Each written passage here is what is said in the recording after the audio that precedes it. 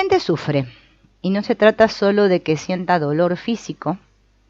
El sufrimiento es mucho más que eso. Los seres humanos tienen que habérselas también con el dolor psíquico que experimentan, con sus emociones y pensamientos negativos, con los recuerdos desagradables, los impulsos y sensaciones negativas. Tienen todo eso en la cabeza, se preocupan por todo eso, lo lamentan y lo temen, ¿no? O sea, cuando hablamos de sufrimiento no nos referimos solo al sufrimiento físico, sino también el psíquico, que a veces es mucho más duro que el físico. Al mismo tiempo, los seres humanos demuestran un enorme valor, una profunda compasión y una notable capacidad para salir adelante, incluso con las más complicadas de las historias personales. Es increíble, ¿no?, que a pesar de que tengamos muchos problemas, aparentemente, en el mundo, todos, ¿sí?, tenemos esa capacidad para salir adelante, ¿no? Aún a sabiendas de que podemos salir heridos, somos capaces de amar a otras personas. Aún sabiendo que han de morirse, los seres humanos se preocupan por el presente y por el futuro. Aún enfrentándose al sinsentido, los seres humanos son capaces de abrazar ideales. A veces da la sensación de que los humanos son capaces de estar totalmente vivos, presentes y comprometidos, ¿no? Tenemos, así como tenemos lo otro, tenemos también esto. Muchas de las herramientas que utilizamos para solucionar nuestros problemas en realidad nos tienden trampas que aumentan nuestro sufrimiento, ¿no? ¿A cuánto de nosotros nos ha pasado que hemos ido a hacer terapias o hemos leído libros de autoayuda o lo que sea que hemos hecho y resulta que seguimos en lo mismo, ¿no? Dicho llanamente, los seres humanos nos dedicamos a practicar un juego engañoso mediante el cual la mente humana, esa maravillosa herramienta de control del entorno, acaba por convertirse en nuestro peor enemigo, ¿no? Esto de tener a la mente como nuestro enemigo y querer callar la mente, aplastarla, digamos, callarla, exterminarla si fuera por poco, ¿no? Dejar de pensar. Es lo que, digamos, estamos todos, ¿no?, metidos en ese juego. Tal vez ya te hayas dado cuenta de que algunos de tus problemas más serios, paradójicamente, se han vuelto más complicados y difíciles de tratar, incluso a pesar de que hayas puesto en práctica muchas ideas para solucionarlos. No se trata de ninguna ilusión óptica, es el resultado que te brinda tu mente lógica cuando le pides que haga algo para lo que nunca fue diseñada. Y la resultante es el sufrimiento, ¿no? Esto que nosotros, esa tendencia que tiene nuestra mente, ¿no?, lógica, racional, en querer encontrar soluciones y en querer pensar y pensar y pensar y resolver mediante la lógica algo para lo cual la mente no puede, no es capaz. Por eso nos encontramos siempre sufriendo. Por eso acá dice la resultante es el sufrimiento, ¿no? Metafóricamente, la distinción entre la función de un trastorno psíquico y la forma que adopta en la vida de una persona se puede comparar con alguien que está en un campo de batalla, luchando en una guerra. La guerra no está saliendo demasiado bien, por lo que el sujeto lucha cada vez más con más empeño, ¿no? Perder tendría un efecto devastador, y quien está empeñado en el combate cree que a menos que se gane esa guerra, no va a ser posible vivir una vida que merezca la pena. Entonces, de esa manera la guerra sigue y sigue, ¿no? Esta como obsesión que se transforma en nuestra mente, ¿no?, que si tengo un problema, por más que luche y luche y luche y luche, no consigo el objetivo deseado. Entonces sigo, la guerra en mi mente sigue y sigue y sigue, ¿no?, cada vez con más empeño. Lo que no sabe esa persona, sin embargo, es que en cualquier momento él o ella podría abandonar el campo de batalla y empezar a vivir su vida ahora mismo. La batalla todavía iba a continuar y el campo de batalla aún seguiría ahí a la vista. El paisaje puede que siga siendo muy semejante a como era mientras estaban teniendo lugar los combates. Pero el resultado de la guerra ya no tiene demasiada importancia y la necesidad, aparentemente lógica, de tener que ganar la guerra antes de empezar a vivir de verdad habrá quedado descartada, ¿no? Porque pareciera que yo no puedo ser feliz o no puedo vivir mi vida normalmente hasta que no gane esa guerra, es lo que me dice mi mente, ¿no? Esta metáfora puede ilustrar la diferencia entre lo que parece que son los problemas psíquicos y aquello que verdaderamente son, que lo vamos a ver en su auténtica esencia. En la metáfora anterior, el fragor de la guerra se podría seguir percibiendo tanto si uno está luchando en el campo de batalla como si se limita a observarla desde fuera. Pero su impacto, su verdadera esencia, sería muy diferente. Luchar por tu vida no es lo mismo que vivir tu vida. Y fíjense en que casi todos luchamos por la vida. O sea, es como que el luchar es algo, ¿no?, que está muy de moda en la espiritualidad hoy en día, ¿no? Generalmente hay que luchar, no resistirse, ¿no? Pero mientras hacemos todo ese movimiento, nos estamos olvidando justamente de vivir la vida. O sea, no vivimos, estamos siempre en lucha.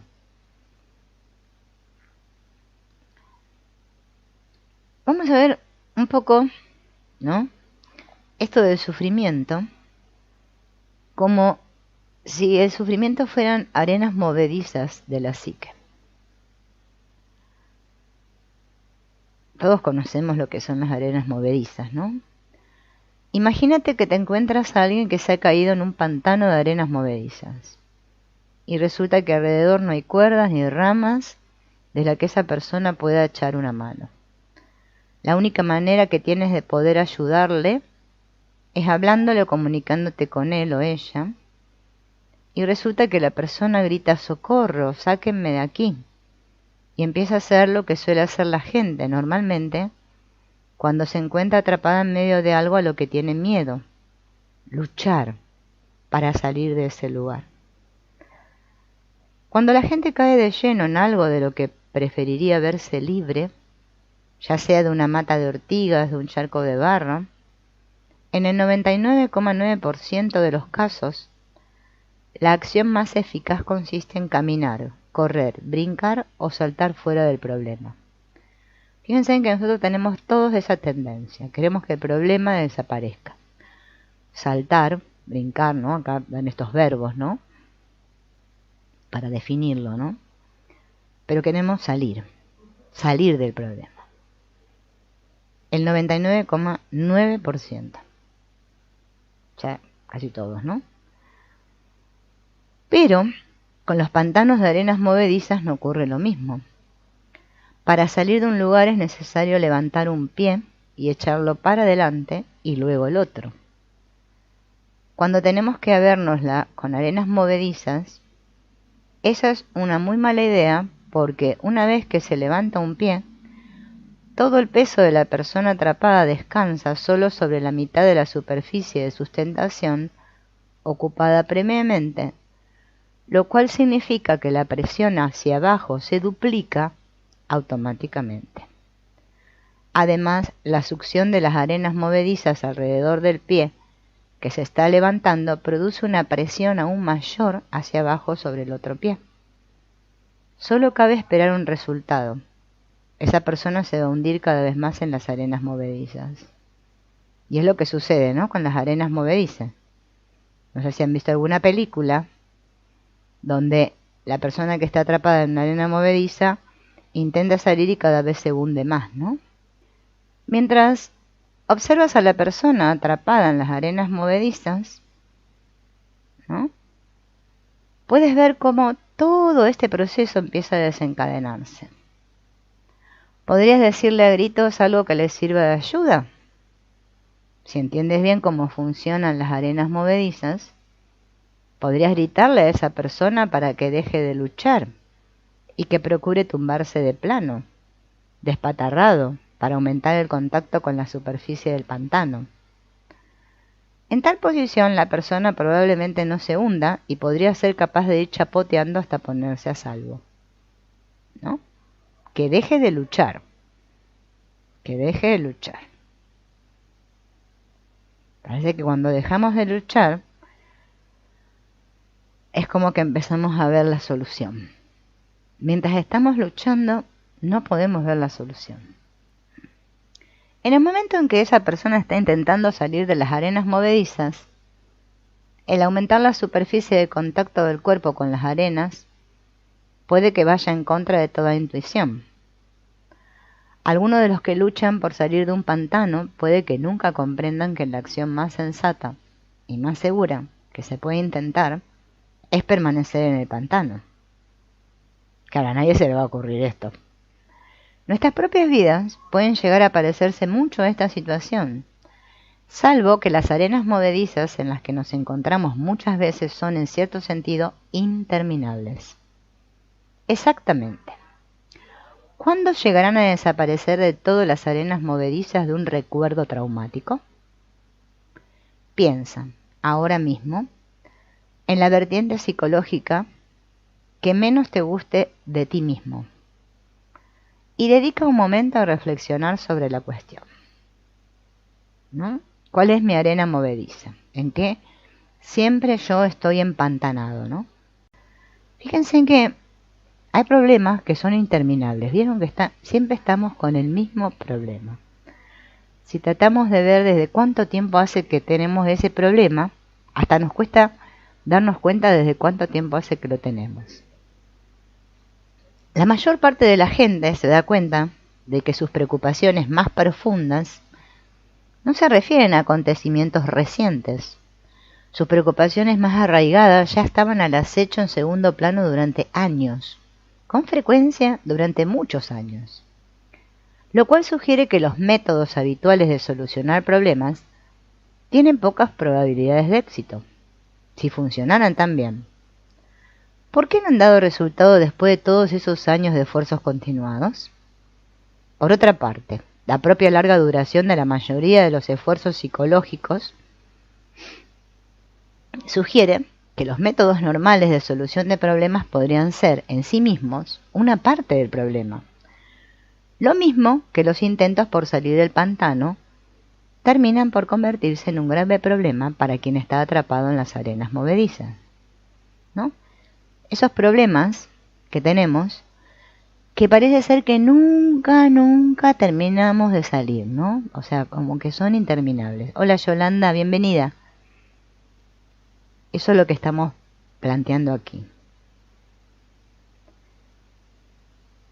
Los pensamientos son como lentes a través de los cuales miramos a nuestro mundo. Seguramente nunca vimos así los pensamientos, ¿no? Pero los pensamientos son eso. Lentes a través de las cuales miramos nuestro mundo. Todos tenemos tendencia a utilizar unos lentes en particular y a dejar que sean ellos los que decidan cómo interpretar nuestras experiencias, incluso hasta el punto de determinar quién creemos ser. Si te encuentras bloqueado en los lentes de tu dolor psíquico, puede que estés diciéndote a ti mismo cosas tales como estoy deprimido, por ejemplo.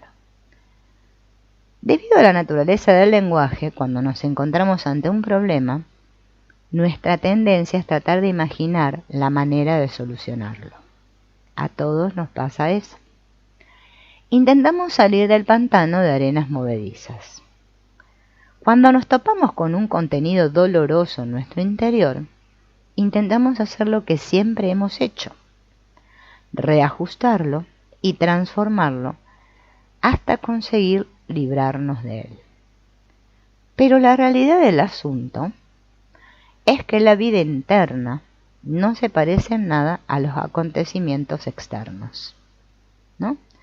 Ese conflicto que vivimos, ¿no? De sentirnos divididos, ¿no? Que parece que internamente yo siento unas cosas y externamente pasan otras cosas, ¿no? Como que mi vida no va con lo que yo siento. El intentar librarse del dolor solo consigue amplificarlo. nos enreda más en él y lo convierte en algo traumático. Y mientras tanto nuestra vida se queda arrinconada. Si ya llevas un tiempo luchando, probablemente te habrás atormentado a ti mismo de diferentes formas, ¿no? Primero con la clásica pregunta que nos atormentamos todos, que es ¿por qué? ¿Por qué? ¿Por qué? ¿Por qué? ¿Por qué no puedo superarlo? ¿Por qué no puedo sentirme mejor? ¿Por qué es tan difícil vivir? ¿Por qué no ha funcionado la terapia conmigo? ¿Por qué no puedo ser una persona normal? ¿Por qué no puedo ser feliz? Es probable que te sientas un poco víctima con preguntas que no parecen tener respuestas adecuadas. Arrinconado por tu dolor emocional y tu lucha contra él, puede que sientas que tu vida se va estrechando cada vez más a tu alrededor, ¿no? Como que es cierto, cada vez nos encerramos más en el problema, ¿no? A menudo, la mayoría de la gente que nos cruzamos a diario parece tenerlo todo. Y ese es otro gran problema que tenemos todos, porque pareciera que los únicos que tenemos problemas somos nosotros y que los otros son de lo más felices. No sé si a ustedes les ha pasado, a mí me ha pasado, ¿no? Y decimos, ¿cómo puede ser?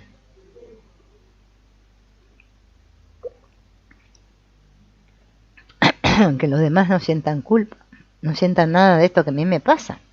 Ellos lo más felices y yo acá lo más sufriente, ¿no? Seguramente, perdón, acá me olvidé de esto, parecen felices y se los ve satisfechos con su vida, ¿no? Como lo que digo yo siempre del Facebook, ¿no? Que la gente publica imágenes muy bonitas de su vida íntima en el Facebook, que parece que es muy feliz. Seguramente has tenido la experiencia de ir caminando por la calle en un momento en el que tenías un día especialmente malo, y mientras ibas mirando a tu alrededor pensabas, ¿por qué no puedo ser tan feliz como el resto de la gente? Ellos no padecen trastornos de pánico, o depresión, o problemas de drogadicción. Ellos no se sienten como si una nube oscura estuviera siempre al acecho, amenazadora sobre sus cabezas. No sufren como yo. ¿Por qué no puedo ser como los demás? Esa es otra instancia, ¿no?, del parloteo mental que tenemos.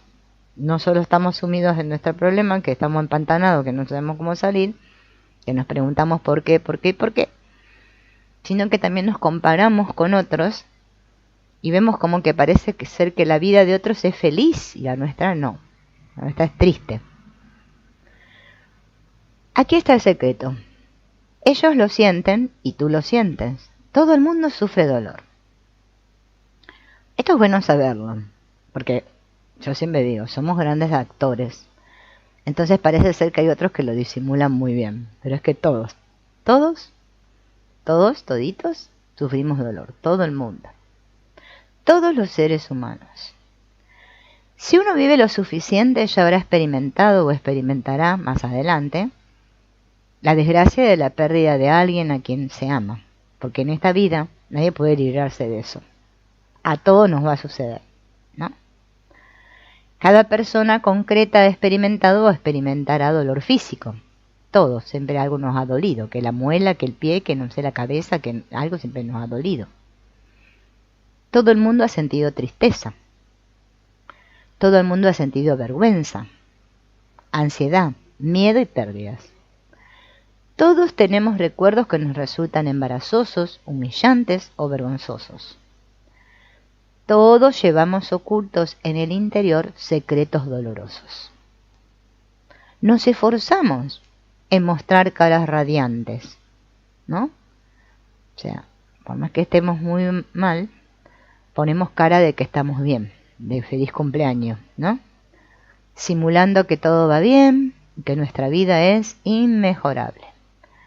Pero no es así, y no puede ser así. El hecho de ser humano implica sentir dolor de un modo mucho más penetrante que lo que pueden experimentar cualesquiera otras criaturas de la Tierra. Yo siempre digo, mis perros son más felices que yo. Los veo a los perritos y digo, ay, parece que ellos no tienen problemas. Bien. ¿Cuál es el problema que tenemos los seres humanos? Bueno, el asunto de la lengua. No por el que tengamos lengua, porque los perros, los gatos y otros animales también tienen lengua. Estamos hablando del lenguaje. Eso nos sitúa en una posición especial. El simple hecho de decir una palabra evoca el objeto que es nombrado. Y a todos nos pasa así, ¿no? Acá hagamos la prueba. Si yo digo paraguas, cuando leo esa palabra paraguas se me viene la imagen mental de un paraguas.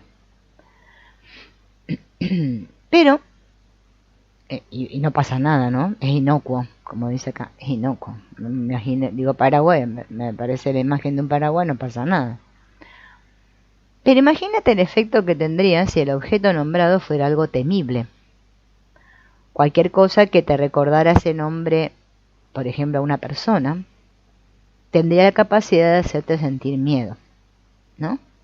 No es lo mismo decir paraguas y yo no tengo ninguna asociación de miedo con el paraguas, entonces, bueno, imagino un paraguas, no pasa nada. Pero si, no sé, me nombran a una persona con la cual yo tuve situaciones traumáticas o lo que sea, o problemas, lo que sea, entonces sí, voy a sentir miedo.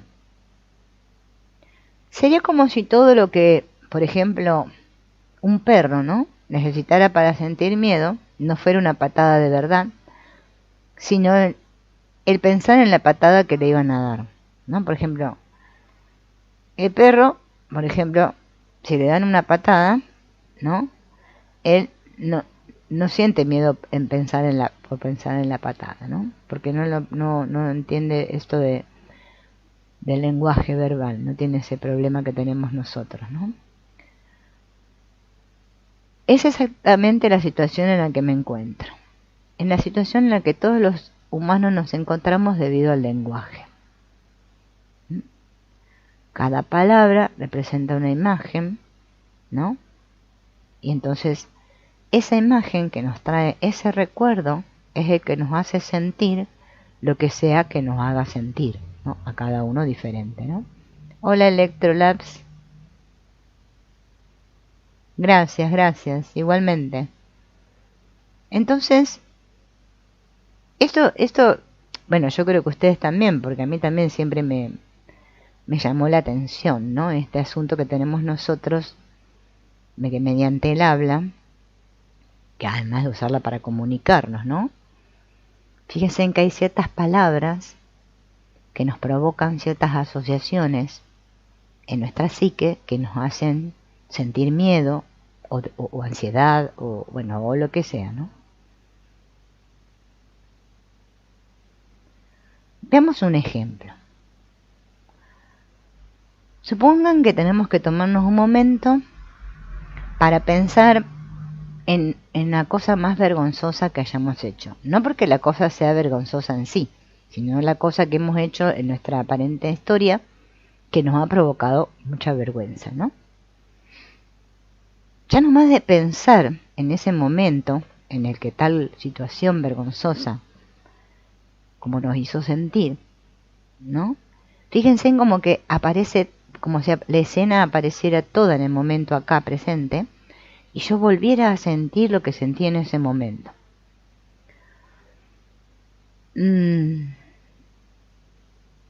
Puede que hayas tratado de minimizar esta propuesta, ¿no? Que ahora te estoy diciendo acá, que te digo, a ver, y no queremos sentir eso que sentimos. Pero por más que lo hayamos intentado, ¿no?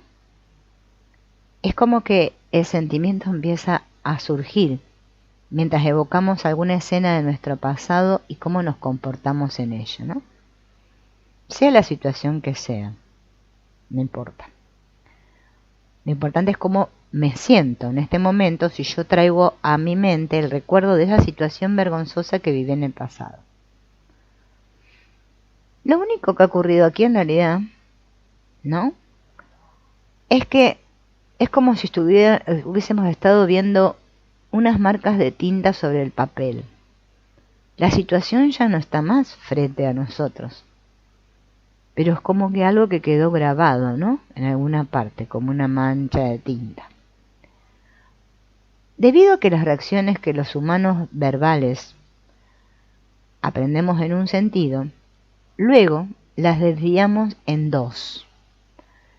Esos mismos humanos tienen la capacidad de tratar cualquier cosa como símbolo de cualquier otra. Porque el asunto no es solo el lenguaje, sino el símbolo que encierra esa palabra, para mí, lo que simboliza. Por eso tiene dos direcciones, dice acá.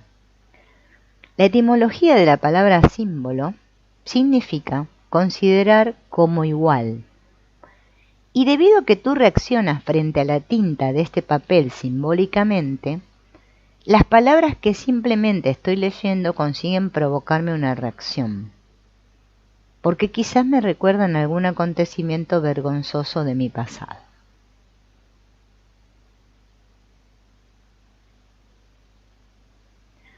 ¿Hasta dónde podrías haber llegado si no pudieras tener lugar una clase de relación semejante?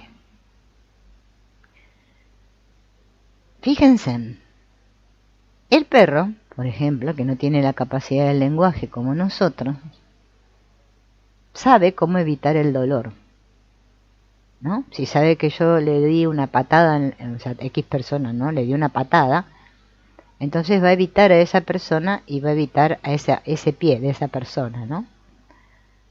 Pero, ¿cómo puede una persona evitar el dolor si en cualquier momento y en cualquier lugar el dolor puede ser evocado en el interior de su mente por cualquier otra cosa que tenga alguna relación con ese dolor? Y eso está comprobado por millones de estudios, ¿no? Y montones de libros que hablan de esto, ¿no? Yo recuerdo una vez, no me acuerdo dónde, que leí un caso de una persona que dice que si le daban alguna comida que tuviera aceitunas, las detestaba las aceitunas y no sabía por qué. Y parece ser que de pequeño, no sé qué hecho él había vivido traumático en un lugar donde había una plantación de olivos, ¿no? Entonces solamente la imagen de la aceituna ya le evocaba todo el dolor, ¿no? Ese trauma de lo que él había vivido en ese momento. Por eso, fíjense en que a nosotros los humanos, ¿no? No a todos nos provoca las mismas emociones ni lo mismo, las mismas cosas. Inclusive hasta cuando miramos una peli, ¿no? Una película, a unos les causa un impacto, no sé, ¿no? Y hace una interpretación y otros otra cosa. La situación es incluso peor de lo que parece. Porque nosotros, fíjense en como lo dice anteriormente, ¿no? ¿Cómo puede una persona evitar el dolor si en cualquier momento o en cualquier lugar el dolor puede ser evocado en el interior de su mente por cualquier otra cosa que tenga alguna relación con ese dolor? Entonces, no solo no podemos evitar el dolor apartándonos de las situaciones dolorosas, ¿no? O sea, ser como el perro, sino que incluso las situaciones placenteras también nos pueden evocar sufrimiento. Supongamos que alguien muy querido ha muerto recientemente y hoy mismo estamos mirando una puesta de sol, la más hermosa que hayamos visto en nuestra vida. ¿Y qué vamos a pensar? Por muy placentera que sea esa puesta de sol, si hay un ser querido que ha muerto recientemente, ¿no? Eso nos va a evocar algún recuerdo que tengamos con ese ser querido, por más que lo que yo esté contemplando sea una puesta de sol fabulosa. Para los seres humanos, evitar las claves situacionales del dolor emocional no tiene muchas probabilidades de éxito a la hora de suprimir los sentimientos negativos, porque lo único que se necesita para activarlos en la mente es una clave arbitraria que evoque las relaciones verbales adecuadas. Y el ejemplo de la puesta de sol demuestra este proceso. Una puesta de sol puede evocar toda una historia verbal, y digo, es hermosa. Y las cosas hermosas son cosas que uno desea compartir con otros. Ahora bien, no puedes compartir esta puesta de sol con tu amigo ausente, y ahí estás tú, sintiéndote hundido en el preciso instante en que estás contemplando algo hermoso, ¿no? Por eso a veces no depende de la situación. O por eso, por ejemplo, también podríamos verlo en el caso que uno dice, bueno, me voy a ver, algo típico, separarme de una pareja, ¿no? Entonces me separo de la pareja, claro, la pareja no está, o yo no estoy viviendo más en el lugar con esa pareja. Pero solamente de evocar el recuerdo de la que pasó con mi pareja, otra vez vuelvo a entrar otra vez en lo mismo, ¿no? Y esto es muy importante para comprender, porque si no después cuando queramos hacer todo el trabajo con esto, de los ejercicios que vamos a ir haciendo y todo, si no tenemos clara la teoría no vamos a poder acceder a los ejercicios, ¿no?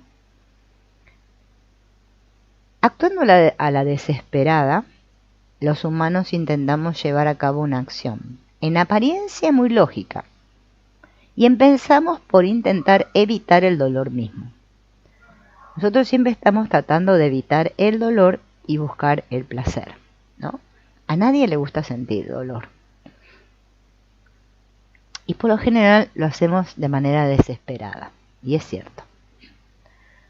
Desgraciadamente algunos métodos para evitar el dolor resultan patológicos en sí mismos. Por ejemplo, la disociación o la utilización de drogas ilegales puede reducir el dolor temporalmente, pero el dolor va a regresar con más fuerza que antes y conseguirá provocar aún mayor daño, ¿no? Esto es lo que hablamos siempre, ¿no? De que no vamos a la raíz del problema nunca, ¿no? Por eso podemos utilizar cualquier cosa para tapar el dolor, pero va a volver a surgir y seguramente con mayor intensidad. La negación y el embotamiento reducirán el dolor, pero pronto causarán más dolor aún que el que ya habíamos evitado, ¿no? Por eso es increíble, ¿no? Porque parece ser que nosotros todos queremos evitar el dolor. Yo, bueno, me doy cuenta por mí, ¿no? Dice, la posibilidad constante de dolor psíquico es una carga amenazadora a la que todos tenemos que enfrentarnos. Todo esto no significa que tengamos que resignarnos a caminar penosamente cargando con el sufrimiento a lo largo de toda nuestra vida. Todos sabemos que dolor y sufrimiento son dos cosas diferentes, ¿no? No es lo mismo. La raíz de sufrimiento es la palabra latina ferre, que significa soportar o llevar. La palabra inglesa ferry proviene de la misma raíz. Y el prefijo suf es una versión de sub, y en esta forma significa desde abajo, arriba y lejos. O sea, como desde abajo, arriba y lejos, llevar, soportar o llevar, ¿no? Algo, ¿no? Todos sentimos eso, como el sufrimiento es como algo, como una carga, como algo, ¿no? Que vamos llevando y que siempre nos provoca dolor, ¿no? Entonces, el sufrimiento no solo implica tener algo que llevar, sino que también implica moverse y continuar, ¿no? Como decía recién acá la amiga, de un sub y baja, ¿no? Como una montaña rusa. La palabra sufrimiento conlleva la idea de que hay un peso que no estamos dispuestos a llevar o que somos incapaces de llevar. Tal vez porque nos parece demasiado pesado o desagradable, o porque creemos que está fuera de nuestro alcance. Esta connotación se refiere a algo más que el mero dolor. De hecho, proporciona un modo diferente de tratar el problema del dolor. El dolor psíquico, ¿no? Ese dolor de la mente, hace daño, por definición, pero no se limita solo a eso. Muchas veces el dolor te aparta de vivir la clase de vida que querrías vivir. No hay duda de que una persona con un trastorno de pánico no querría volver a experimentar ese sentimiento de miedo extremo porque es algo tremendamente desagradable. Pero de ese malestar forma parte también el hecho mismo de que el pánico nos está obstruyendo el camino del vivir mismo, ¿no? Y esto es una realidad, ¿no? Las personas que sufren de ataques de pánico, ¿no? O sea, cuando ya dejamos de hablar de miedo, ya pasamos a algo más serio, ¿no? Como las fobias, ¿no? Esto que hoy en día tantas personas experimentan de tener esa fobia, por ejemplo, a salir de casa o hacer cualquier actividad X, o ante cualquier situación que pueda sucederles, ¿no? Ya sienten ese pánico. Entonces obviamente eso me corta el poder salir a la vida, ¿no? Y seguir viviendo normalmente. Hola Silvana. Entonces bueno, esto del dolor psíquico es, creo que una realidad para todos nosotros, no es para algunos. Lo que pasa es que bueno, acá estamos hablando de cuando ya hay algo serio, ¿no? Como un trastorno de pánico, ¿no? Que obviamente nadie quiere experimentar. Es conveniente que te des cuenta de hasta qué punto el pánico que sientes, ¿no? Se está convirtiendo en tu principal foco de atención, ya que llega a interferir en todas tus demás actividades, ¿no?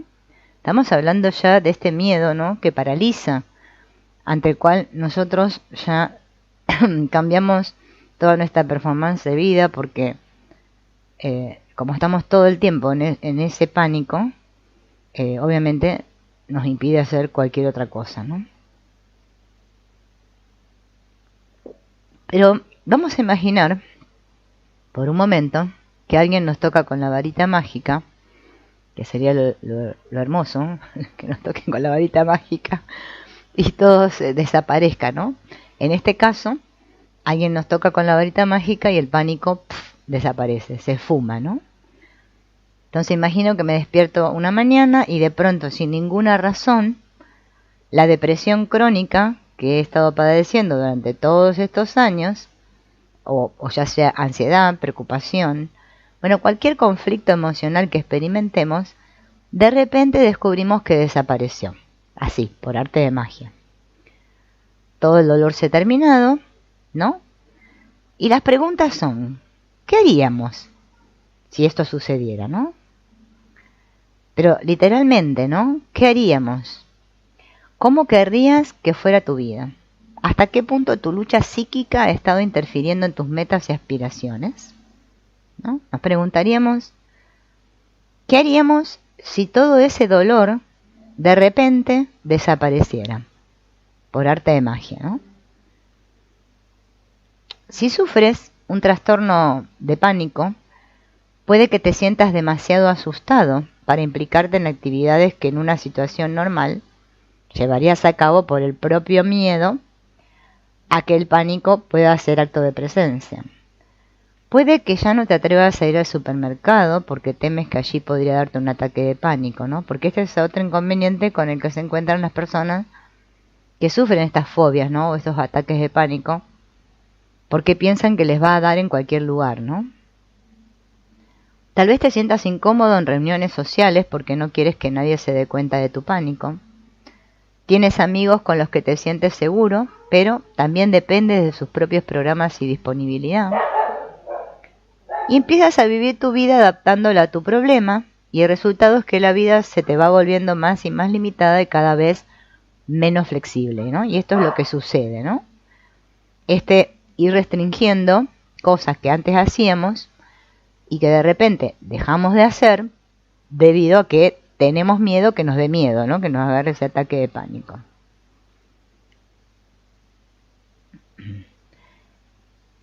Bueno, y el ejercicio, de la varita mágica, ¿no? Es trabajar con estas siguientes frases. Sí, y ahí voy a poner el problema que yo tengo, ¿no? Por ejemplo, si la ansiedad, vamos a suponer, ya no fuera un problema para mí, entonces yo podría, y tengo que completar, qué es lo que podría hacer si ya ese problema X que yo tenía desapareciera. Si no tuviera ansiedad, por ejemplo, no estamos hablando de ansiedad por decir cualquier emoción, ¿no? Yo podría y lo que sea, ¿no? Pero para hacer este ejercicio lo que tenemos que hacer es recurrir justamente a esa hojita del inventario que hicimos la vez anterior del sufrimiento y tomar la que nos parezca más importante, ¿no? Puede ser la primera de todas ellas que anotamos, o puede ser la tercera, cuarta, no importa, pero que ahora yo la estoy leyendo, esa hojita, y detecto que de todas esas, la que me parece más apropiada para este ejercicio que yo quisiera que desapareciera, y qué haría en el caso que desapareciera, y esa es la que voy a anotar, ¿no? Por ejemplo, acá por eso dice, ¿no? La que hubiese puesto en el primer puesto de mi lista. Probablemente ese va a ser un asunto que está interfiriendo en gran medida en tu vida. Empieza por anotar tu problema, pero no escribas aún qué harías si ese problema hubiera desaparecido, ¿no? O sea, primero anoto el problema. Y todavía no anoto lo que haría. Primero lo que busco es en el inventario eso que me causa sufrimiento. Me detengo un momento y pienso qué haría si ese sufrimiento desapareciera de pronto. Lo más importante de este ejercicio no es pensar lo que te podría gustar hacer un día determinado si tus problemas ya no estuvieran atormentándote. No. La idea no consiste en celebrarlo diciendo mi depresión ha desaparecido, me voy a Disneylandia. De lo que se trata es de que pienses de un modo más amplio en cómo cambiaría el curso de tu propia vida si esa lucha continua con el dolor emocional ya no fuera un asunto a tener en cuenta. Por eso para hacer este ejercicio tengo que estar bien atento y darme cuenta y pensar bien, a ver qué realmente, si ese problema emocional que tengo en la actualidad, ¿no?, desapareciera de repente de la noche a la mañana, ¿qué es lo que cambiaría en mi vida? ¿No? Realmente, no le tengo que buscar mucha lógica ni nada. O sea, lo que me surja, que a mí me viene hoy, en este momento, ¿qué es lo que desaparecería, ¿no? Lo que pasaría, ¿no? Lo que me permitiría hacer, ¿no? Si la ira, por ejemplo, ¿no?, ya no fuera un problema para mí, acá tenemos un ejemplo, vamos a suponer que el problema es la ira. Podría tener más relaciones íntimas. Si no tuviera tanto estrés, trabajaría más en mi carrera e intentaría encontrar el empleo que siempre soñé tener. Si no me sintiera tan ansioso, viajaría y participaría de una manera más plena en la vida, ¿no? Acá hay ejemplos de cómo lo podemos completar. No es que lo tengamos que completar así, lo vamos a completar como a nosotros nos parece o sentimos, ¿no? No como está ahí tal cual el ejemplo, ¿no? Este es un ejemplo. Son 3 ejemplos ahí para orientarnos. Todos tus problemas te abren 2 fuentes de dolor. Cada problema que nosotros tenemos nos abren 2 fuentes de dolor. No es solo tu ansiedad o depresión o tu preocupación es lo que te genera dolor. Tu dolor consiste también en que te impides a ti mismo vivir la clase de vida que te gustaría llevar. Y si nos detenemos a pensar un poquito, a reflexionar sobre esto, nos vamos a dar cuenta que sí. Porque cada llamado problema que nosotros tenemos, ¿no?, ya sea como acá en este ejemplo que dice la ansiedad, la depresión, bueno, eso que me genera dolor en mi vida, no importa, cada uno tendrá lo suyo, no es solo el dolor en sí o el problema en sí, ¿no?, esa fuente de dolor, sino que también me impide, al mismo tiempo que siento el dolor, llevar la vida que me gustaría llevar. Hay actividades en las que implicaría si no fuera por tu sufrimiento y el papel que ha venido desempeñando en tu vida, ¿no? ¿Cuántas cosas nos prohibimos hacer en nuestra vida debido a ese dolor o ese miedo o lo que sea, esa emoción recurrente que tenemos, ¿no? Y de esto es de lo que estamos tomando conciencia, no solo de lo que padezco, sino también lo que me impide hacer. Por eso son dos fuentes, ¿no?, que se abren. El problema que elegiste en los ejercicios anteriores se refiere al dolor de presencia. Es decir, el dolor de presencia es el tema que está presente y que tú preferirías que desapareciera. Ese dolor que tengo ahora y que tengo siempre que me encuentro en el momento de ahora, ¿no?, en la presencia de ese dolor, ese que me impide siempre, ¿no?, hacer algo y que yo prefiero que desaparezca. Por ejemplo, la ansiedad social puede ser un ejemplo del dolor de presencia. La ansiedad que experimentas en situaciones de contacto social es real y está presente en el momento en que la experimento. En el momento que experimento esa ansiedad está presente en ese momento, ¿no? Y puede que tú desees que desaparezca. Sin embargo, la ansiedad persiste frente a todos tus esfuerzos por derrotarla. En eso consiste el dolor de presencia. Ese que por más que yo lucho para que se vaya, sigue estando, siempre presente. Las actividades en las que te implicarías si las cosas fueran de distinta manera, representan otro tipo distinto de dolor, el dolor de ausencia, ¿no? Si yo no tuviera este dolor, podría tal cosa, ¿no? Por más que el dolor está, pero ya se ausenta, porque yo me doy cuenta de que si yo no tuviera eso, entonces podría tal cosa en la vida. Y ese es el dolor de ausencia. Por eso hablamos de un dolor de presencia y un dolor de ausencia. Es el dolor que se sitúa en la cumbre de los dolores, el sufrimiento en la cumbre de los sufrimientos. No solo tienes que arreglártelas con el dolor inmediato que se deriva de tus pensamientos, sentimientos y sufrimientos físicos, también tienes que luchar con el dolor producido por el hecho de que tu propio dolor te impide vivir la clase de vida que a ti te gustaría llevar, ¿no? Esa conciencia que tomo de lo que me impide hacer mi dolor, o sea, mi problema, es el dolor de ausencia. El dolor de presencia es el que estoy experimentando ahora, ¿no? Cuanto más vives tu vida tratando de evitar el dolor de presencia, este que estoy sintiendo ahora, ¿no?, solo consigo un dolor mayor, especialmente bajo la forma de dolor de ausencia, porque al mismo tiempo que lo siento, ya me estoy cortando o privando de eso que yo podría hacer si no tuviera ese dolor, ¿no? Está como enredoso, pero se entiende, ¿no? Porque es como lo que pasa esto y me impide hacer lo otro, ¿no?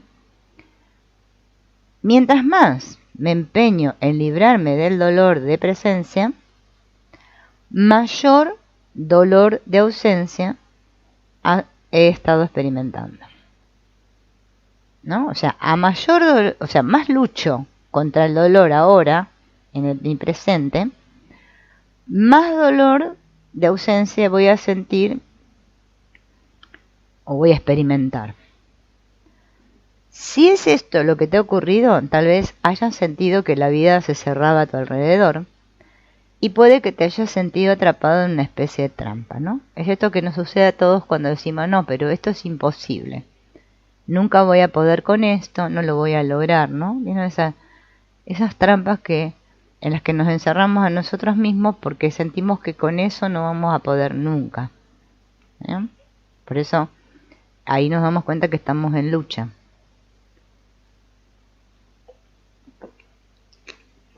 Bien, entonces, a ver qué dicen.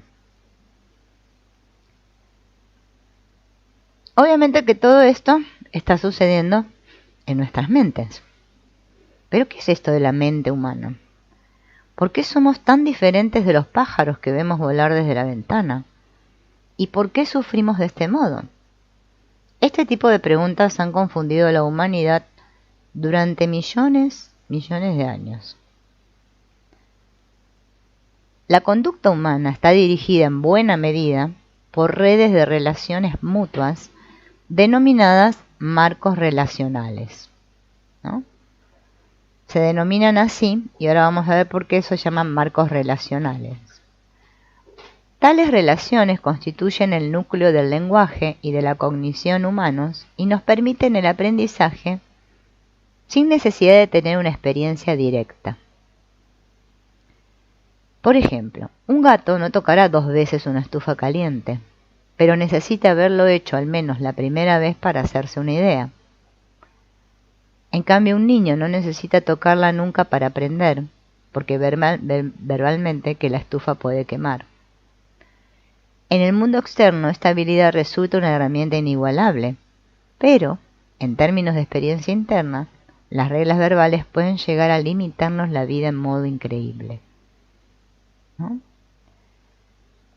Por eso, debido al lenguaje verbal, como nosotros nos dicen o nos dijeron nuestros padres o quien sea, que eso es malo si lo hacemos, ya nos implantaron una idea de que la estufa quema, ¿no? Por un lado, es una herramienta buena, porque mediante el lenguaje yo le puedo advertir a otro lo que le va a pasar. Pero internamente, estas reglas verbales son las que nos limitan justamente de un modo increíble. Los seres humanos piensan de manera relacional. Los no humanos aparentemente no. El significado preciso de todo esto se explicará a lo largo de todo este capítulo que vamos a ver hoy, y los humanos somos capaces de relacionar arbitrariamente objetos de nuestro entorno, ¿no? Pensamientos, sentimientos, tendencias de comportamiento, acciones, básicamente cualquier cosa, con otros objetos de nuestro entorno, pensamientos, sentimientos, básicamente cualquier otra cosa, por medio de prácticamente cualquier tipo de relación. Y estas relaciones las establecemos con estas frases que usamos de lo mismo que, semejante a, mejor que, contrario a, parte de, causa de, etc. Por eso nosotros, aparte de ser seres de relación, porque no podemos vivir aislados, nuestro lenguaje también es relacional. La manera en que pensamos es relacional, todo es relacional. Porque tenemos una mente que es dual, ¿no? Que va entre estos dos polos, ¿no? Entonces el significado de esto, ¿no? Es que los humanos somos capaces de relacionar arbitrariamente, ¿no? Objetos de nuestro entorno, pensamientos, sentimientos, tendencias, comportamientos, con otros objetos de nuestro entorno, ¿no? O sea, hacemos asociaciones, pero estas asociaciones son arbitrarias, o sea, no son, a ver, algo que es arbitrario para poder explicarlo, o sea, no tienen una lógica, realmente, es como nuestra propia lógica, ¿no? Yo asocio un pensamiento con un sentimiento X, ¿no? Y así lo hacemos siempre. Por eso acá, ¿no? En esta parte de volver para atrás, ¿no?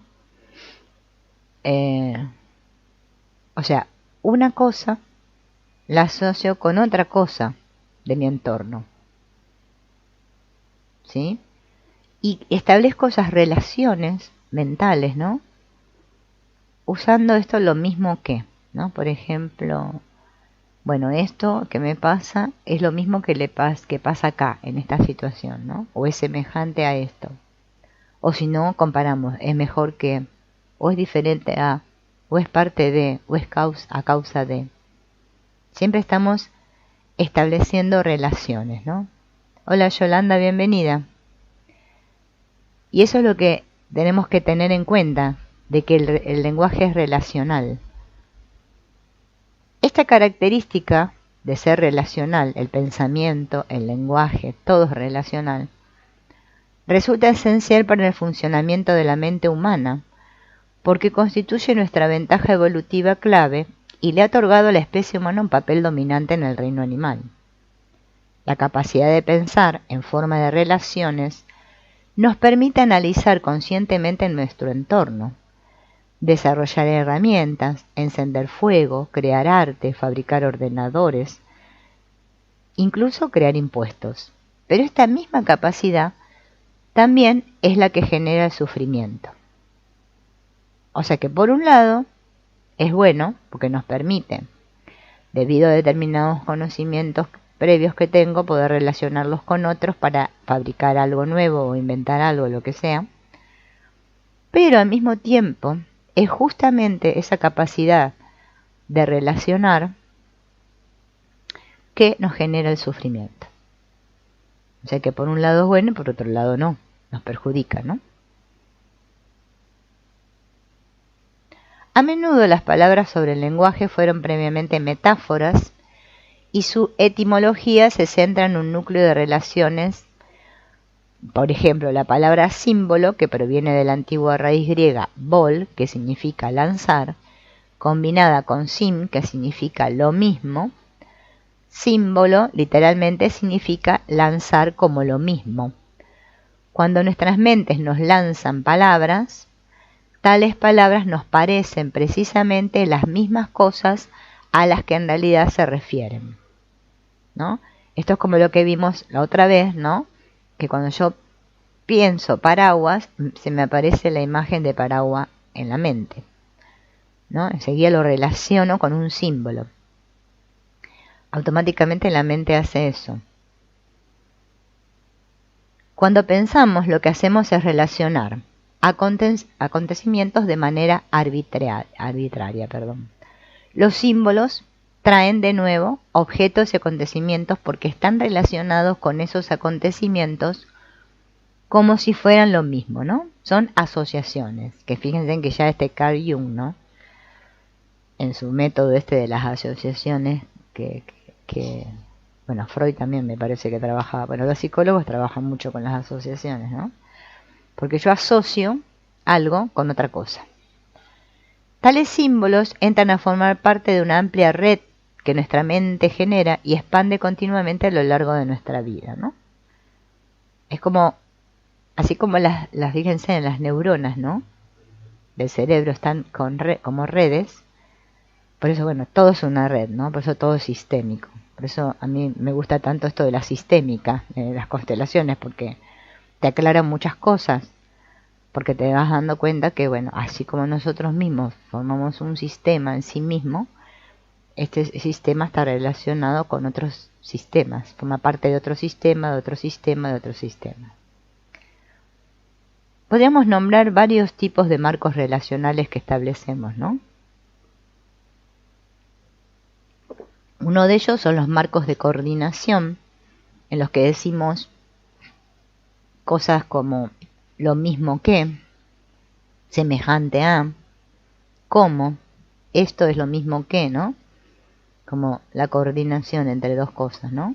Esto es semejante a, esto es como esto, ¿no?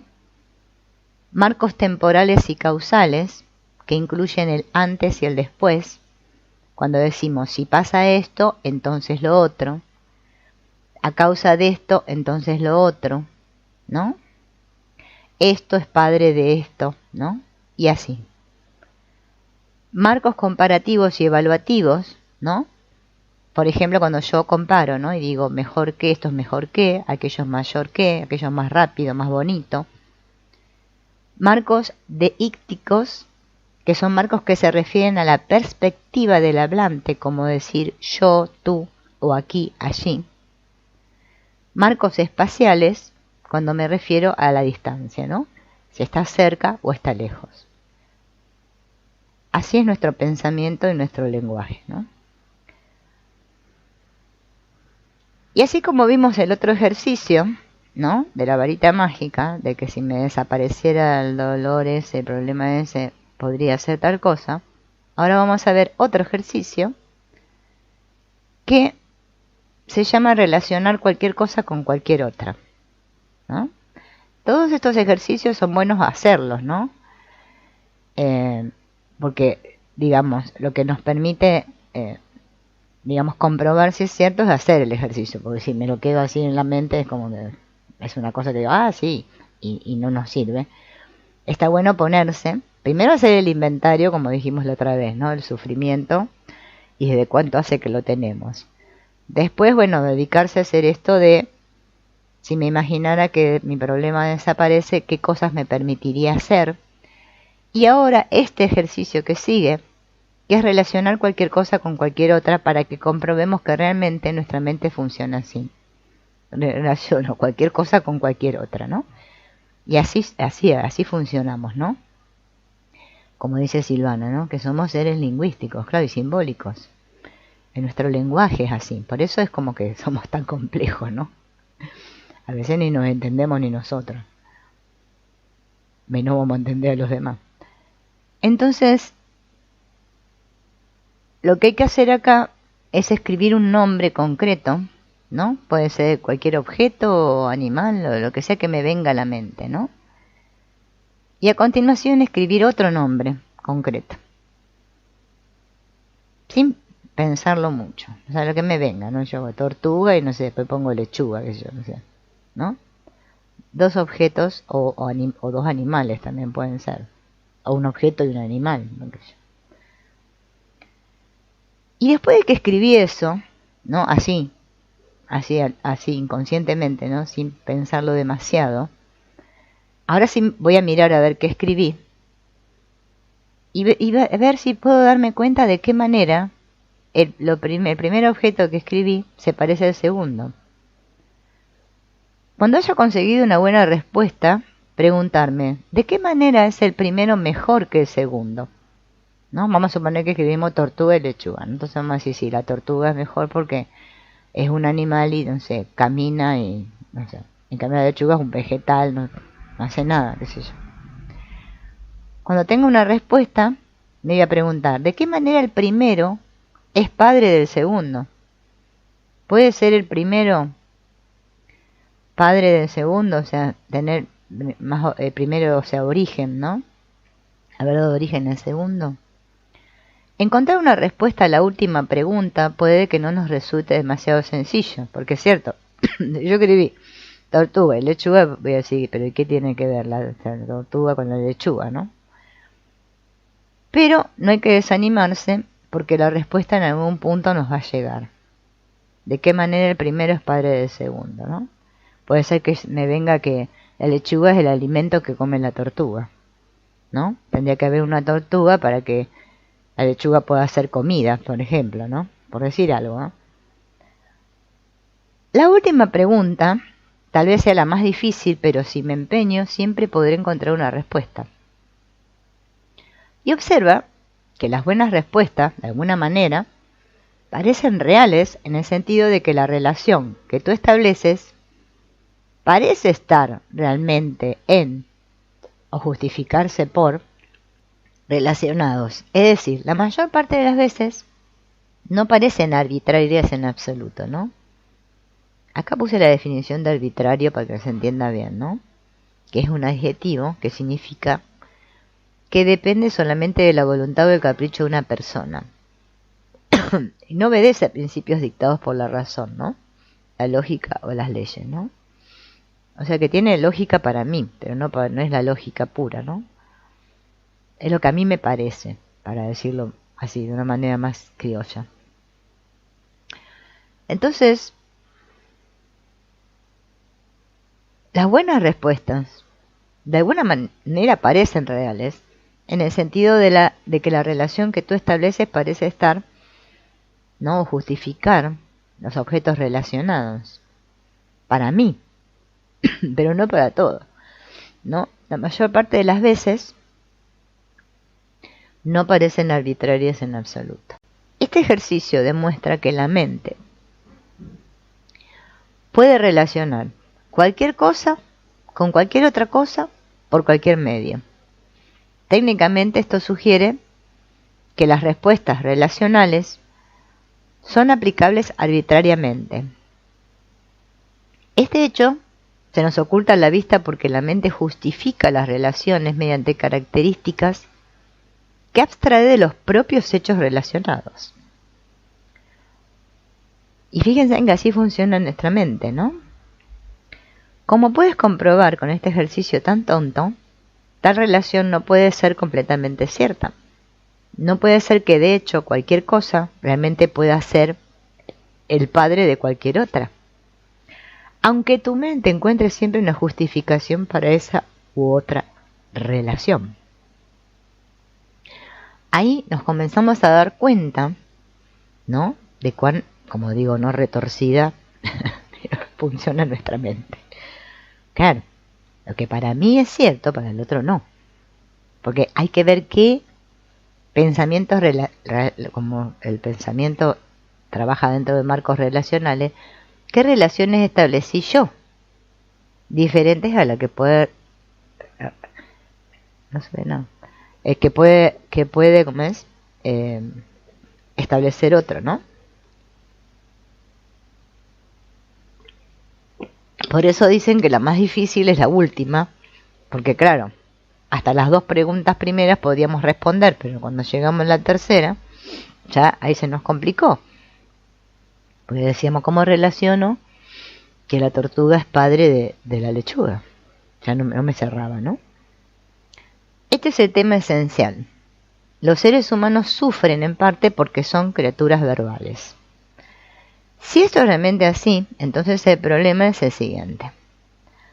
Las habilidades verbales, capaces de generar sufrimiento, resultan demasiado útiles y esenciales para el funcionamiento humano como para dejar de estar operativas en ningún momento. Esto significa que el sufrimiento forma parte inevitable de la condición humana, al menos hasta que aprendamos a manejar mejor esas habilidades que el propio lenguaje nos ha brindado. Y fíjense en que es cierto, ¿no? Porque justamente es mediante el lenguaje como nos comunicamos, y sin embargo ahí es donde están nuestros mayores escollos, porque no sabemos manejar el lenguaje. ¿Por qué el lenguaje genera sufrimiento? En situaciones normales de resolución de problemas, cuando algo no nos agrada, nos imaginamos la manera en que podemos librarnos de ello. Y a continuación, emprendemos las acciones precisas para hacerlo. Así funcionamos, ¿no? Claro, esto no me gusta, ¿no? Es como lo que veíamos al principio de la varita mágica. ¡Puf! Que desaparezca. Como no sé cómo librarme de ello, empiezo a imaginar diferentes soluciones, a ver cómo puedo hacer para librarme de eso. Por ejemplo, si no nos gusta ver suciedad en el suelo, echamos mano de la aspiradora. Si no nos gustan las goteras del tejado, lo arreglamos. Entonces podemos enunciar el enfoque de solución de problemas de la siguiente manera. Si alguna cosa no te gusta, imagina cómo puedes librarte de ella y luego líbrate de ella. Por eso precisamente son tan útiles los procesos lingüísticos y cognitivos que describíamos hace un momento, ¿no? Pero cuando aplicamos esta estrategia a nuestro sufrimiento interno, normalmente nos sale tiro por la culata. Y es justamente lo que nos pasa, ¿no? Porque, a ver, vamos a decir, sufro por X cosa, no sé, vamos a decir, qué sé yo. Porque estoy gordo, vamos a hacer una cosa muy así. Porque tengo sobrepeso, ¿no? Bien. Entonces imagino cómo puedo hacer para librarme del sobrepeso, ¿no? Y chao, y ya, me libro del sobrepeso. Pero resulta, ¿no? Que en la forma podríamos llegar a hacer cosas, no sé, hacer dieta, ejercicio, no sé qué. Pero internamente, cuando queremos hacer esto, aplicarlo, ese razonamiento, ¿no? Internamente parece ser que no. Como decir, quiero dejar de pensar en tal cosa y resulta que no lo logro. Me vuelve a venir otra vez ese pensamiento ligado a una emoción o sentimiento que vuelve otra vez a enredarme en lo mismo. Fíjense en que así funcionamos. Entonces, ¿se puede suprimir los pensamientos? ¿No? Vamos a imaginar por un momento que tenemos un pensamiento que no nos gusta. Entonces empiezo a aplicarle todas mis estrategias verbales de solución de problemas. Por ejemplo, Cuando te surge ese pensamiento, puedo intentar dejar de pensar en él. Hay mucha literatura sobre el resultado más probable de tal proceso, que por ejemplo el psicólogo Halvard Werner, de pronunciar Wegner, encontró que la frecuencia de un pensamiento en el que intentamos no pensar disminuye durante un breve periodo de tiempo, pero pronto reaparece con mayor frecuencia que antes. El pensamiento se vuelve más presente en la mente y es más probable que llegue a provocar alguna respuesta. Y es cierto esto, ¿no? Cuando más yo me empeño en dejar de pensar en ese pensamiento, aunque se vaya, o sea, en suprimirlo, es que parece que disminuye en un momento, pero después vuelve con más ímpetu, ¿no? El intento de supresión de pensamiento solo consigue volver peor la situación. Esto ya está comprobado psicológicamente. Ay, ustedes disculpen si tomo tanta agua, porque tengo un resfrío, entonces se me seca la garganta. Entonces, cuando intentas no pensar en algo, ¿no? Lo haces generando esta regla verbal. No pienses en X, pero tal regla ya contiene X. Es como decir, no pienses en, no sé, el miedo, por decir algo. Pero ya, cuando yo digo no pienses en el miedo, ya esa frase ya tiene la palabra miedo, ¿no? Y eso tiende a evocar precisamente el miedo, o sea, X. Lo mismo que el sonido, por ejemplo, gup gup, puede evocar el dibujo de un animal imaginario, ¿no? Bueno, si yo digo miedo, no pienses en miedo, es como que ya estoy pensando en el miedo, porque lo estoy nombrando, ¿no? Verbalmente, aunque sea en el pensamiento, ¿no? Así que cuando suprimimos nuestros pensamientos, no solo debemos pensar en otra cosa diferente, sino que además tenemos que evitar pensar por qué lo estamos haciendo. Si queremos comprobar si nuestros esfuerzos están dando resultados, entonces tendremos que recordar que estamos intentando no pensar en algo, y de hecho ya estaremos pensando precisamente en lo que no queríamos pensar. Por esta razón los pensamientos que nos preocupan tienden a aumentar, ¿no? Como que yo dije, no voy a pensar, o sea, tuviera una enfermedad, ¿no? Por decir algo, y me da miedo morirme, ese es un ejemplo que doy. Más pienso en eso, me vuelve otra vez el pensamiento y cada vez con más fuerza. Pues como que se va retroalimentando, ¿no? Y cada vez aumenta más y más y más. Entonces, ahora viene otro ejercicio, que es no pienses en tus pensamientos. A ver, ¿se puede no pensar en nuestros pensamientos? Los problemas psíquicos de cualquier clase siempre aparecen entremezclados con los propios pensamientos. Y como resultado, si uno está embarcado en una lucha psíquica, probablemente experimentará también pensamientos recurrentes que le provocarán sufrimiento, ¿no? Porque es como una cadena, ¿no? Que se va haciendo. Y fíjense en que nosotros, por lo general, todos los días tenemos siempre hay pensamientos recurrentes, ¿no? Con el que me levanto a la mañana y entro a dar a ese, y ese se va haciendo encadenado con otras cosas porque me trae el recuerdo de no sé qué, y se relaciona con lo otro y así. Se hace toda una maraña, ¿no? Entonces, por ejemplo, si te sientes deprimido, puedes que tengas el pensamiento de no valgo nada, nadie me quiere, o cuándo desaparecerá esta depresión de una vez. Si padeces un trastorno de ansiedad generalizada, puede que tengas pensamientos del estilo de estar alerta es la única manera de sentirme a salvo. Ahora, procura localizar un pensamiento concreto que esté contribuyendo a tu sufrimiento actual. Puedes utilizar los ejemplos anteriores como modelo, lo que estuvimos haciendo hasta ahora, ¿no? O analiza tu pensamiento hasta que lo tengas en forma de una oración corta o una simple frase. Cuando tengas esa sentencia o frase en tu mente, vas a completar el ejercicio que es el que viene ahora, ¿no? Por lo general puede ser que esté relacionado con mi inventario de sufrimiento que hice al principio. Seguramente, ahí tengo todas las ideas, ¿no? Primero, anoto en un papel, ¿no? Por eso tengo que anotarlo. Un pensamiento que está contribuyendo a tu sufrimiento. Por ejemplo, no valgo nada, soy una basura, nadie me quiere, qué sé yo, bueno, lo que sea. Segundo, ¿cuántas veces has tenido este pensamiento la semana pasada? Puede ser que no lo sepamos con exactitud. Aproximadamente. 20 veces, 15 veces, 100 veces. Tercero, ahora voy a tomar un reloj, ¿no? Y mirando el reloj voy a procurar no pensar en eso durante los próximos minutos. 5 minutos estarían bien, ¿no? Y regreso a este punto cuando hayan pasado los 5 minutos. Cuarto, anota el número de veces que has tenido ese pensamiento, aunque fuera fugazmente, mientras estaba tratando de no pensar en él, para que nos demos cuenta cómo el pensamiento vuelve.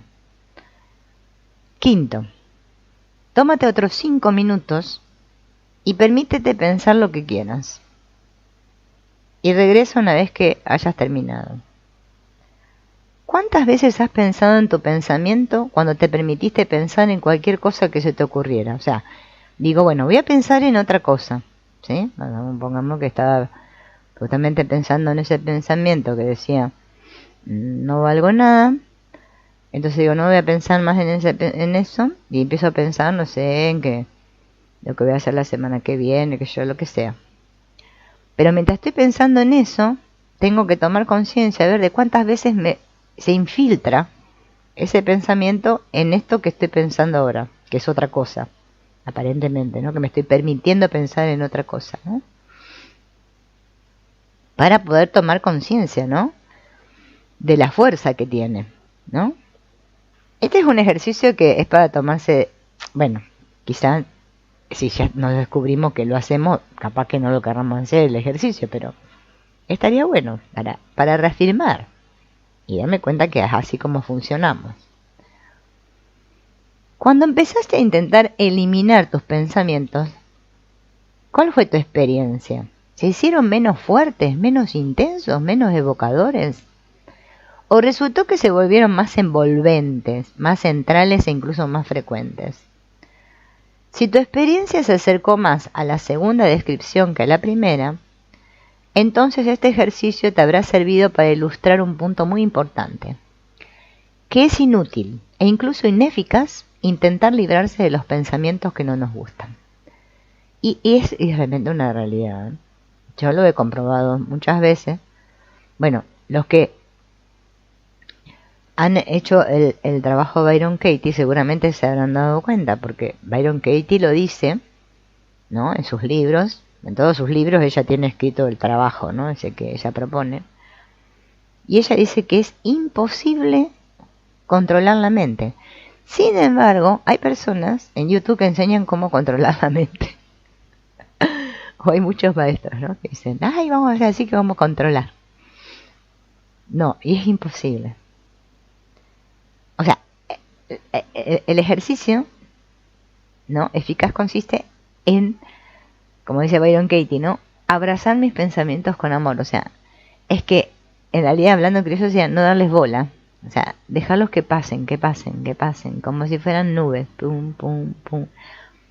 Porque en cuanto uno de ellos capta mi atención, es que ahí viene el problema, el envolvente, ¿no? Que me envuelve o que se intensifica. Y eso realmente es estar centrado. Cuando me doy cuenta de que es imposible librarme de los pensamientos que no me gustan, entonces, bueno, por eso el trabajo Byron Katie justamente nos muestra este movimiento, ¿no? Para hacer con la mente, para darnos cuenta que nosotros siempre queremos cambiar, inclusive no solo los pensamientos que tenemos, sino que queremos cambiar a los demás y queremos cambiar todo. y queremos saber cómo deberían ser las cosas, ¿no? Qué fuerte que es esa tendencia que tenemos todos. Por eso este ejercicio es como para que comprobemos que realmente es así.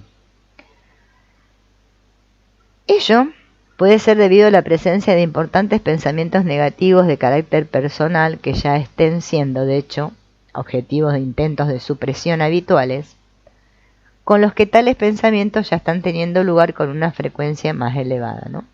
Porque es cuando más quiero yo suprimir el pensamiento, ¿no? Es cuando con más insistencia vuelve otra vez a mi mente, ¿no? Es increíble, pero así funciona la cosa, ¿no? Bien, otra cosa que tenemos que tener en cuenta es que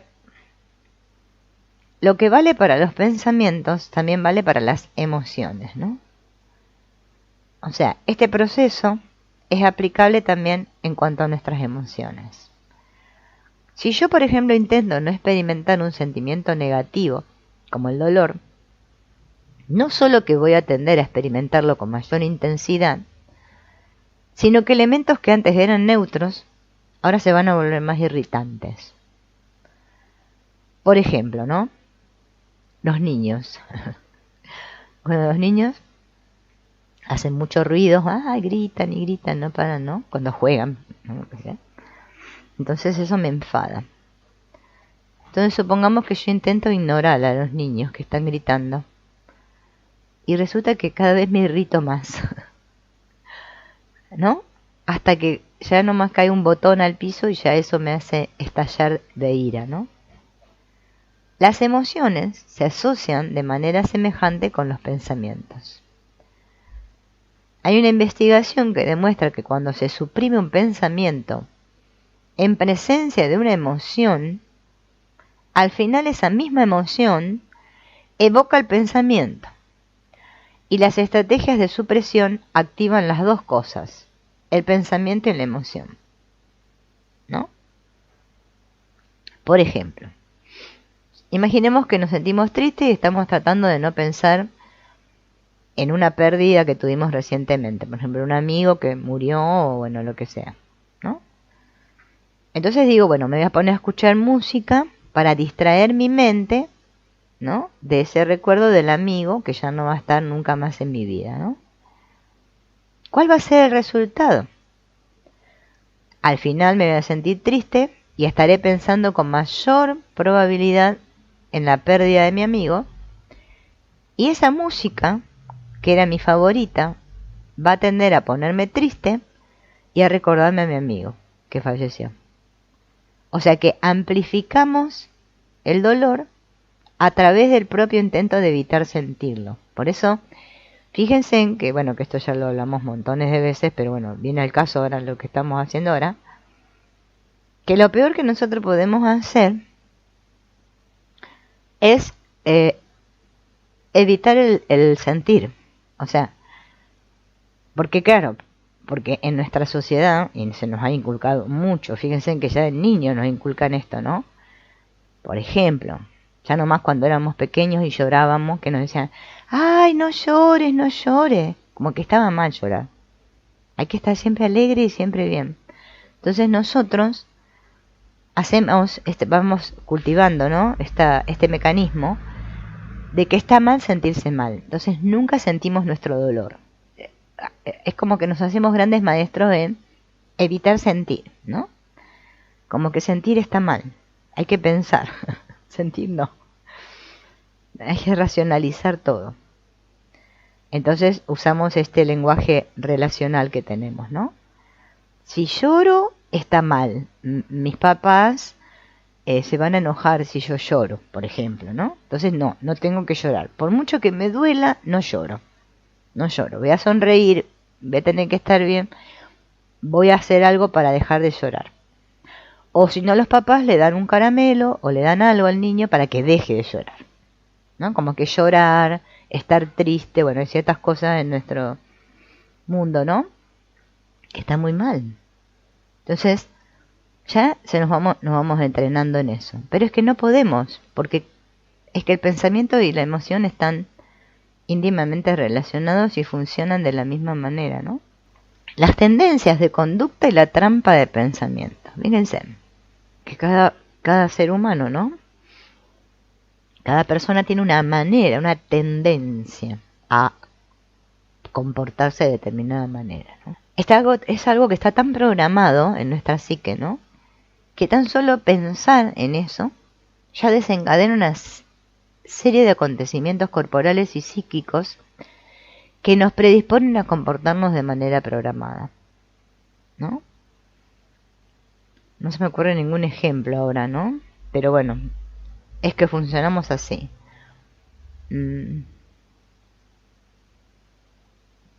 Puede ser un olor, vamos a decir un olor determinado, ¿no? Solo pensar, siento ese olor, pienso en algo, me recuerda a algo, y se desencadena toda una serie de, ¿no? Ya que hago así, no sé, me tapo la nariz, escapo, no sé, pero siempre fíjense que hacemos lo mismo, tenemos las mismas respuestas conductuales idénticas, ¿no? Por ejemplo, vamos a suponer que nos dan miedo las alturas. A mí, por ejemplo, me dan miedo las alturas. Debe ser que soy petiza. Pero yo, por ejemplo, ya si me tengo que subir una escalera, bueno, a veces subir no me da tanto miedo como bajar la escalera, ¿no? Pero vamos a suponer que nos dan miedo las alturas, ¿no? Entonces estoy en el borde de un edificio, no sé, una montaña, algo alto, ¿no? Y siento como un empuje, ¿no? Como si alguna fuerza invisible me generara esa inestabilidad, ¿no? Como eso que se llama vértigo, ¿no? Y yo quisiera que no sucediera eso.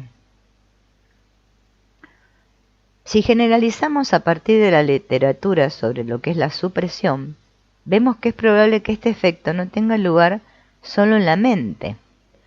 Tu miedo activa algunos de los músculos que te impulsan hacia el borde, así como otros que te alejan de él, ¿no? Es como, fíjense que la sensación de vértigo es como una cosa así, que parece que el cuerpo se va hacia adelante, pero al mismo tiempo hacia atrás, ¿no? Y ahí me siento inestable. Por eso ahí nos damos cuenta que el inconsciente está en el cuerpo. O sea, está grabado todo en el cuerpo, ¿no? Las células corporales, ¿no? Probablemente muchos de nosotros hemos utilizado esta mentalidad verbal de arréglelo usted mismo, hágalo usted mismo, ¿no? Para encontrar una solución a la causa de nuestro sufrimiento. Las técnicas de afrontamiento que hemos desarrollado para solucionar o contrarrestar el sufrimiento contra el que estamos luchando pertenecen a la misma clase de comportamientos de solución de problemas basados en el lenguaje, este que hemos estado viendo hasta ahora, ¿no?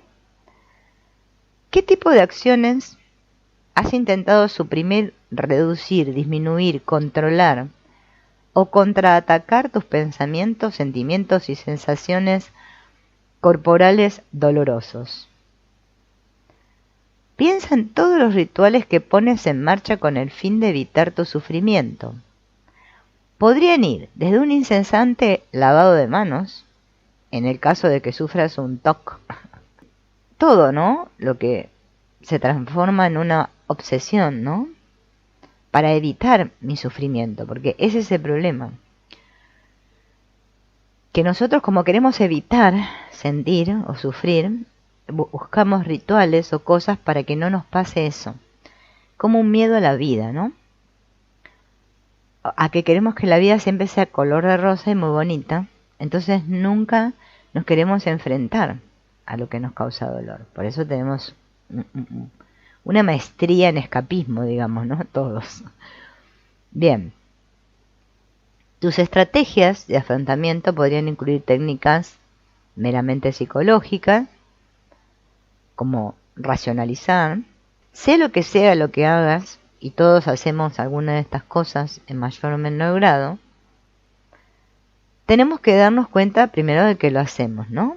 O sea, ¿qué estrategias usamos para afrontar nuestro sufrimiento? Hay un juego que se llama la trampa china del dedo, que consiste en un tubo de paja trenzada de grosor del dedo índice. Cuando colocas ambos índices de dos índices dentro, uno en cada extremo, y tiras hacia afuera, la paja se encoge y se tensa. Cuanto más fuerte tires, más estrecho se vuelve el tubo y con mayor fuerza le atrapa los dedos. Si la trampa era lo bastante fuerte, habrás tenido que tirar con toda tu fuerza para sacar los dedos del tubo una vez que los tenías atrapados. En cambio, si empujabas hacia adentro, tu dedo todavía estaba dentro del tubo, pero al menos tenías bastante espacio para moverte y seguir adelante. Ahora, imagínate que la vida es como una trampa china.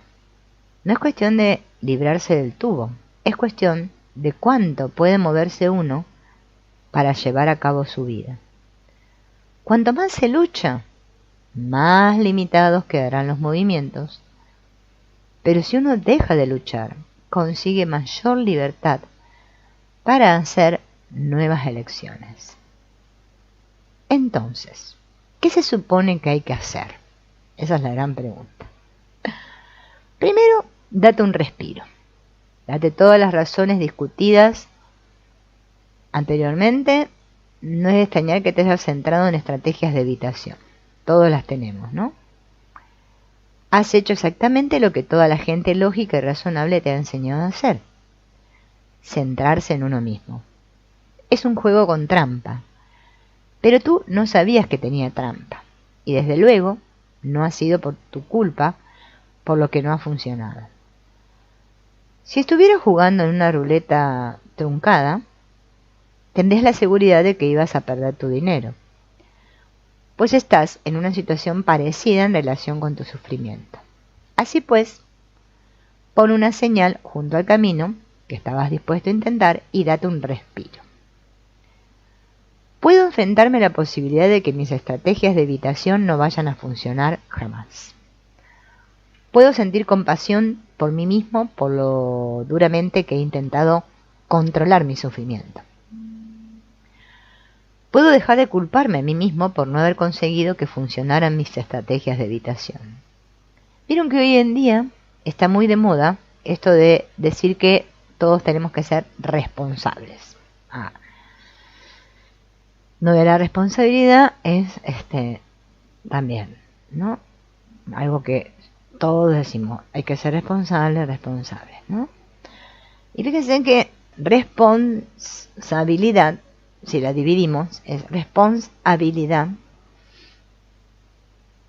y es aceptar y desarrollar la responsabilidad de aceptar, ¿no? Existe una pequeña, pero muy importante diferencia entre aceptar responsablemente y aceptar responsabilmente. Aceptar una responsabilidad a menudo conlleva la implicación de culpa. Culpar es lo que hacemos cuando intentamos motivar a la gente para que cambie de comportamiento o que haga las cosas de un modo adecuado. Fíjense en que nosotros tenemos un gran problema con eso.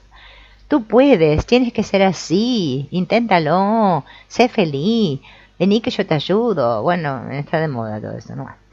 Pero aceptar la idea de que soy un fracaso puede realmente motivar a alguien a cambiar. Ejercicio. El juego de la culpa. Vamos a tomar una hoja, la vamos a dividir en dos partes y de un lado a la izquierda, en la columna de la izquierda, vamos a escribir ejemplos de culpabilizaciones. O sea, todas las cosas por las que me culpo, a mí y a los demás, por cualquier situación negativa que he vivido. Y del otro lado, a cada cosa por la que me culpo a mí o a los demás, las voy a valorar o puntuar del 1 al 10. Las que funcionaron para motivarte y darte fuerza, para cambiar tu vida de una manera más vital, plena y liberadora, ¿no? Y vamos a usar del 1 al 10, y el 1 significa que no tuvo ningún poder, y el 10 el máximo poder, ¿no? Y vamos a ver cuántas veces conseguimos una puntuación alta en términos de sentimiento vital y de fuerza, culpándonos a nosotros mismos o a alguna otra persona por los acontecimientos negativos de nuestra vida. Podemos apostarnos algo a que nunca te sentiste especialmente motivado jugando el juego de la culpabilidad.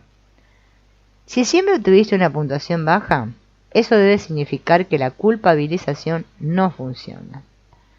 Y si la culpa no funciona, entonces es evidente que tienes que empezar a hacer algo distinto. Como alternativa, la habilidad de responder significa reconocer la posibilidad de que eres capaz de dar una respuesta. Habilidad, responsabilidad. De responder, reconocer la posibilidad de que eres capaz de dar una respuesta. Esta habilidad no tiene nada que ver con la culpabilización. Sobre todo, tu dolor no es culpa tuya. El dolor acompaña automáticamente al sistema verbal que todo ser humano desarrolla. Incluso en situaciones extremas, háblese de una violación, del incesto. Cuando otra persona se ha portado mal contigo, obrando a propósito, de manera deliberada, a ti aún te queda la habilidad de responder al dolor que eso te pueda causar. Es como si hubiera dos diales de radio, ¿vieron? Como las radios que controlan tu sufrimiento. Uno dice dolor, ¿no? Y ya has intentado con todas tus fuerzas hacer que ese dial del dolor descienda hasta el nivel más bajo, pero parece que no has obtenido frutos. El otro dial está situado en la parte de atrás del aparato y nunca te habías dado cuenta que ahí detrás del aparato estaba el otro dial, ¿no? La otra perillita. Su posición controla el nivel de tu lucha con el dolor y la cantidad de esfuerzo que estás desarrollando para controlar tu dolor. Podemos adivinar que cuando empezaste, ¿no?, con este curso que estamos haciendo, pensabas hasta ese momento que tenías que controlar ese dial del dolor. Pero, ¿qué es lo que te dice tu experiencia real sobre quién establece el punto en el nivel de ese dial? ¿Puedes acaso manejar tú ese dial? ¿Eres capaz de reducir el grado de dolor que experimentas hasta un nivel que te resulte cómodo? Si la respuesta es no, tal vez lo que sucede sea que tú no tienes la capacidad de hacer que ese dial responda. Pero piensa esto. ¿Quién maneja el dial que está en la parte de atrás de la radio? ¿Quién determina lo que vas a hacer, aún con dolor, cuando ese dolor se presente?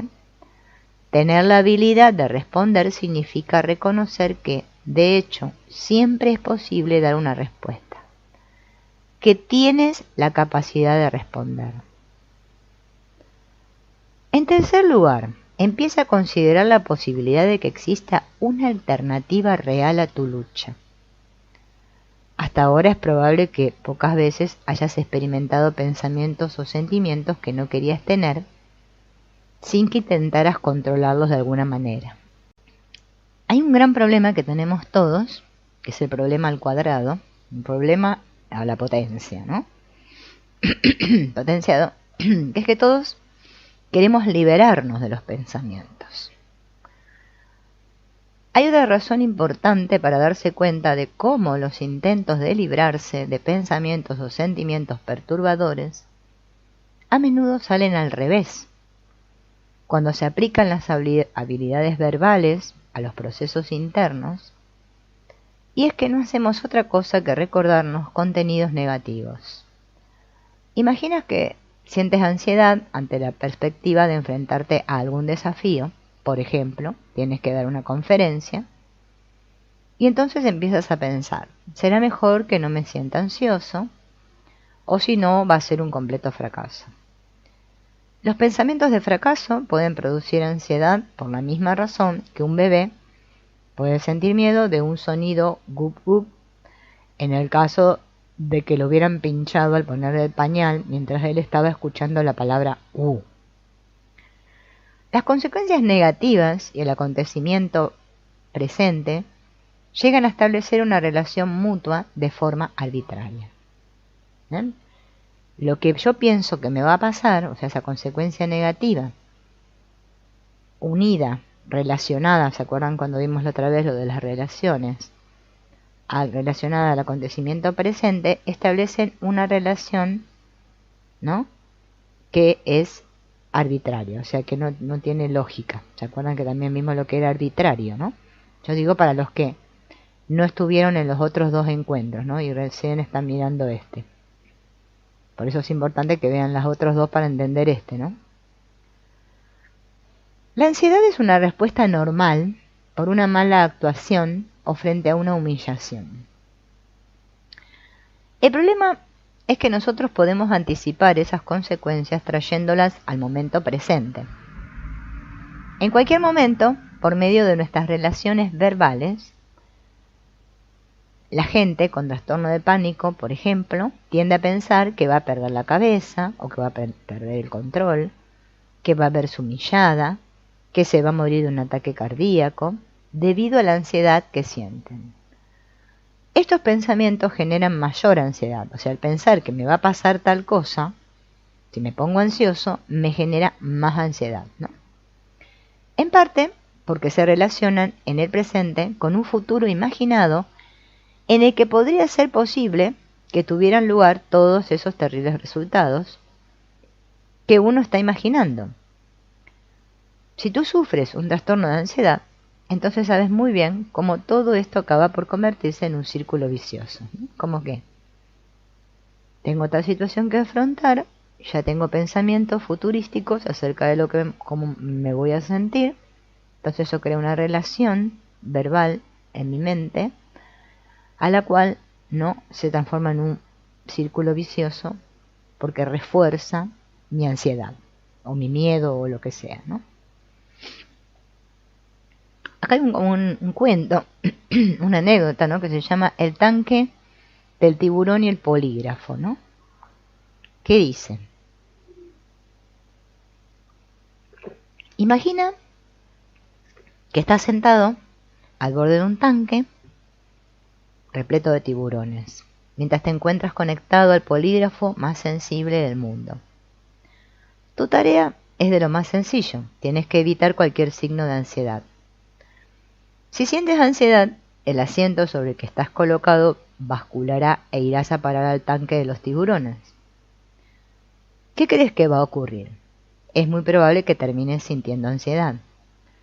Esto es exactamente lo que ocurre durante un ataque de pánico.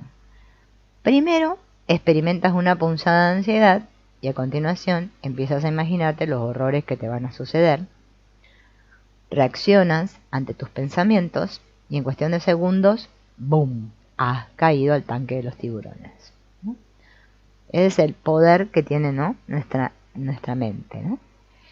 Así es como funcionamos. Entonces,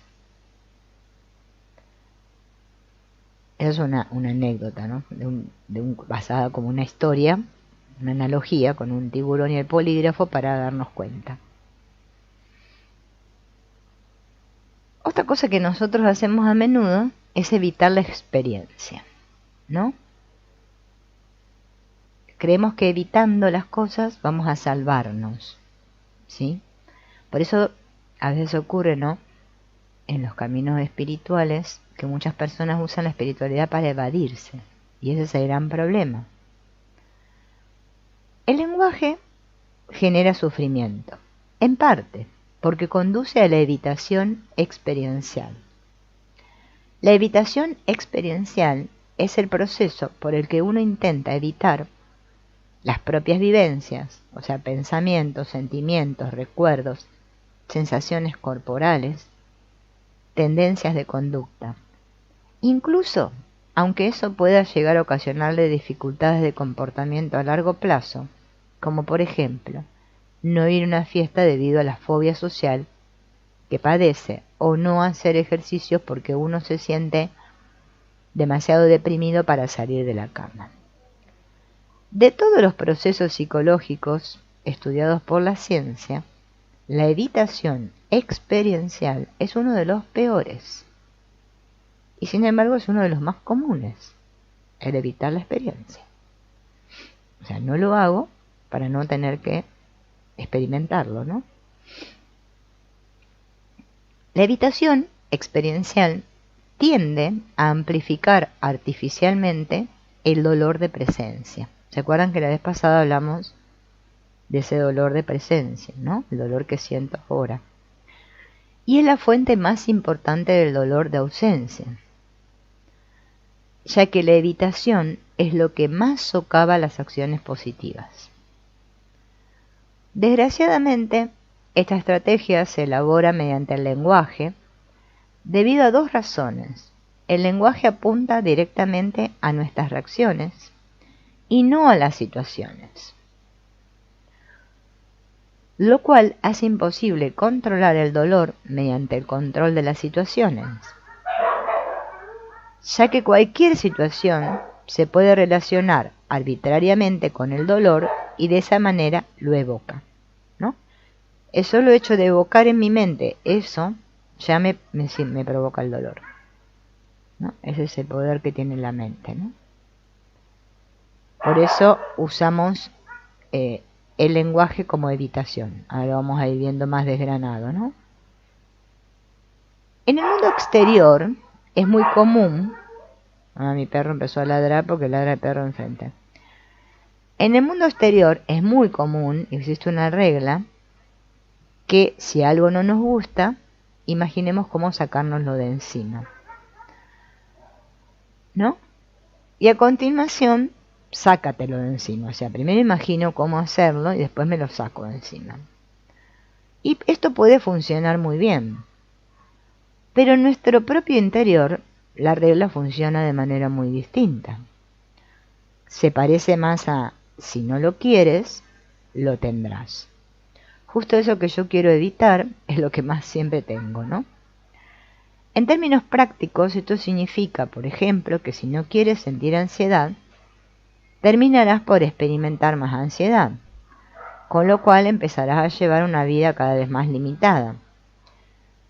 Ahora volvamos atrás y revisemos nuestro registro de estrategias de afrontamiento, o sea, lo que hemos puesto en el papelito. Si funcionamos como la mayoría de la gente, la mayor parte de tus estrategias de afrontamiento estarán centradas en tus procesos internos. Normalmente, tales estrategias te ayudan a regular un poco tus procesos internos a corto plazo, pero a lo largo, o sea, a largo plazo, lo más probable es que no funcionen o incluso que lleguen a complicar aún más las cosas, o sea, que nos enredemos más, ¿no?, en la situación. Ahora bien, considera la posibilidad de que esto sea así porque cada una de las estrategias de afrontamiento que has desarrollado supone una forma de evitar tus propias experiencias. Desarrollas medidas concretas para dejar de experimentar los sentimientos que estás experimentando o de pensar en los pensamientos que estás teniendo. Tratas de evitar la experiencia de tus pensamientos o sentimientos dolorosos, evadiéndote en actividades distractoras, combatiendo tus pensamientos con racionalizaciones, o tratando de anular tus sentimientos mediante el consumo de drogas legales. Si estás sufriendo, puedes invertir mucho tiempo en llevar a cabo todas estas técnicas distractoras de afrontamiento. Pero, mientras tanto, estás dejando de vivir tu vida, ¿no? O sea, reemplazamos uso una estrategia, ¿no?, para no tener que afrontar ese pensamiento o sentimiento, pero lo que estoy haciendo en realidad es nunca estar viviendo, ¿no? Cada vez que tratamos de escapar de un pensamiento, sentimiento o sensación corporal dolorosos, lo que ocurre es que se vuelven más importantes y tienden a producirse con mayor intensidad o frecuencia. Como escapar significa también que nos tomamos nuestros pensamientos atemorizadores al pie de la letra, estos se vuelven más creíbles y confusos. Como resultado, el dolor de presencia aumenta Entre tanto, nuestra vida queda detenida mientras nosotros estamos luchando contra nuestros procesos internos. Como resultado, el dolor de ausencia también aumenta. El punto negro del centro se vuelve cada vez mayor. Y ahora vamos a ver una analogía, ¿no?, que se llama el tren de la mente, ¿no?, para comprender un poco todo esto. Desgraciadamente estos procesos no resultan fáciles de controlar porque están ligados muy estrechamente al uso normal que hacemos del lenguaje. La gente tiende a vivir en su mente, es decir, a relacionarse con el mundo en función de estos procesos verbales. Vivir en la mente puede ser comparable a subir a un tren. El tren tiene su propia vía y va a donde la vía lo lleva. Esto está muy bien cuando la vía va en la misma dirección que nosotros queremos ir. Pero si tú ya estuvieras viajando en la dirección que deseas, probablemente no te habrías detenido a leer esto que estoy leyendo yo ahora. Si la vida que tú quieres vivir va por otras vías, entonces solo te queda una opción. Tienes que aprender a saltar del tren, al menos de vez en cuando, ¿no? Los famosos saltos cuánticos que están tan de moda, ¿no? Tenemos que parar el tren, ¿no? Parar la moto o el tren, ¿no? Y aprender a parar y salir de ahí. Engancharte en el tren de tu mente se ha convertido en un proceso automático. Te crees los pensamientos que la mente te pone delante, te dejas llevar por el tren, que parecía que era de lo más inocente, adquirimos el lenguaje, aprendimos a hablar, a razonar, a resolver problemas, y una vez conseguido esto, el tren de tu mente se convirtió en una presencia permanente en tu vida. Y ahora no hay forma de que consigas parar de pensar y de generar pensamientos. El tren de tu mente sigue y sigue su marcha, en parte porque el lenguaje resulta verdaderamente útil en muchas áreas, pero solo porque el tren esté todo el tiempo en marcha, no significa que tú tengas que seguir en él en cada momento, ¿no? Por eso los pensamientos pasan y pasan, como si fueran los vagones de un tren. El asunto es si yo me quiero enganchar a ellos o no, ¿no es cierto? En un tren de verdad podrás viajar en la medida en que sigas las reglas. Tú desempeñas un papel activo en el viaje. Habrás tenido que actuar de acuerdo con las reglas, enseñando tu billete cuando te lo han pedido, sentándote en el asiento correspondiente y manteniéndote allí sentado, sin armar jaleo, si acaso te pasas de estación o te das cuenta de que las reglas y condiciones que nuestra mente nos propone son sencillas, pero muy fuertes. Actúa en función de creer o no creer. Estas reglas te dicen que debes reaccionar ante tu mente, ya sea estando de acuerdo o discutiendo con ella. Desgraciadamente, ambas reacciones se basan en que nos tomamos nuestros pensamientos al pie de la letra. Más que considerar a los pensamientos como el proceso continuo de un relato, reaccionamos a ellos en función de lo que nos cuentan. Los consideramos objetivamente correctos o incorrectos, a los pensamientos, ¿no? Es decir, los interpretamos.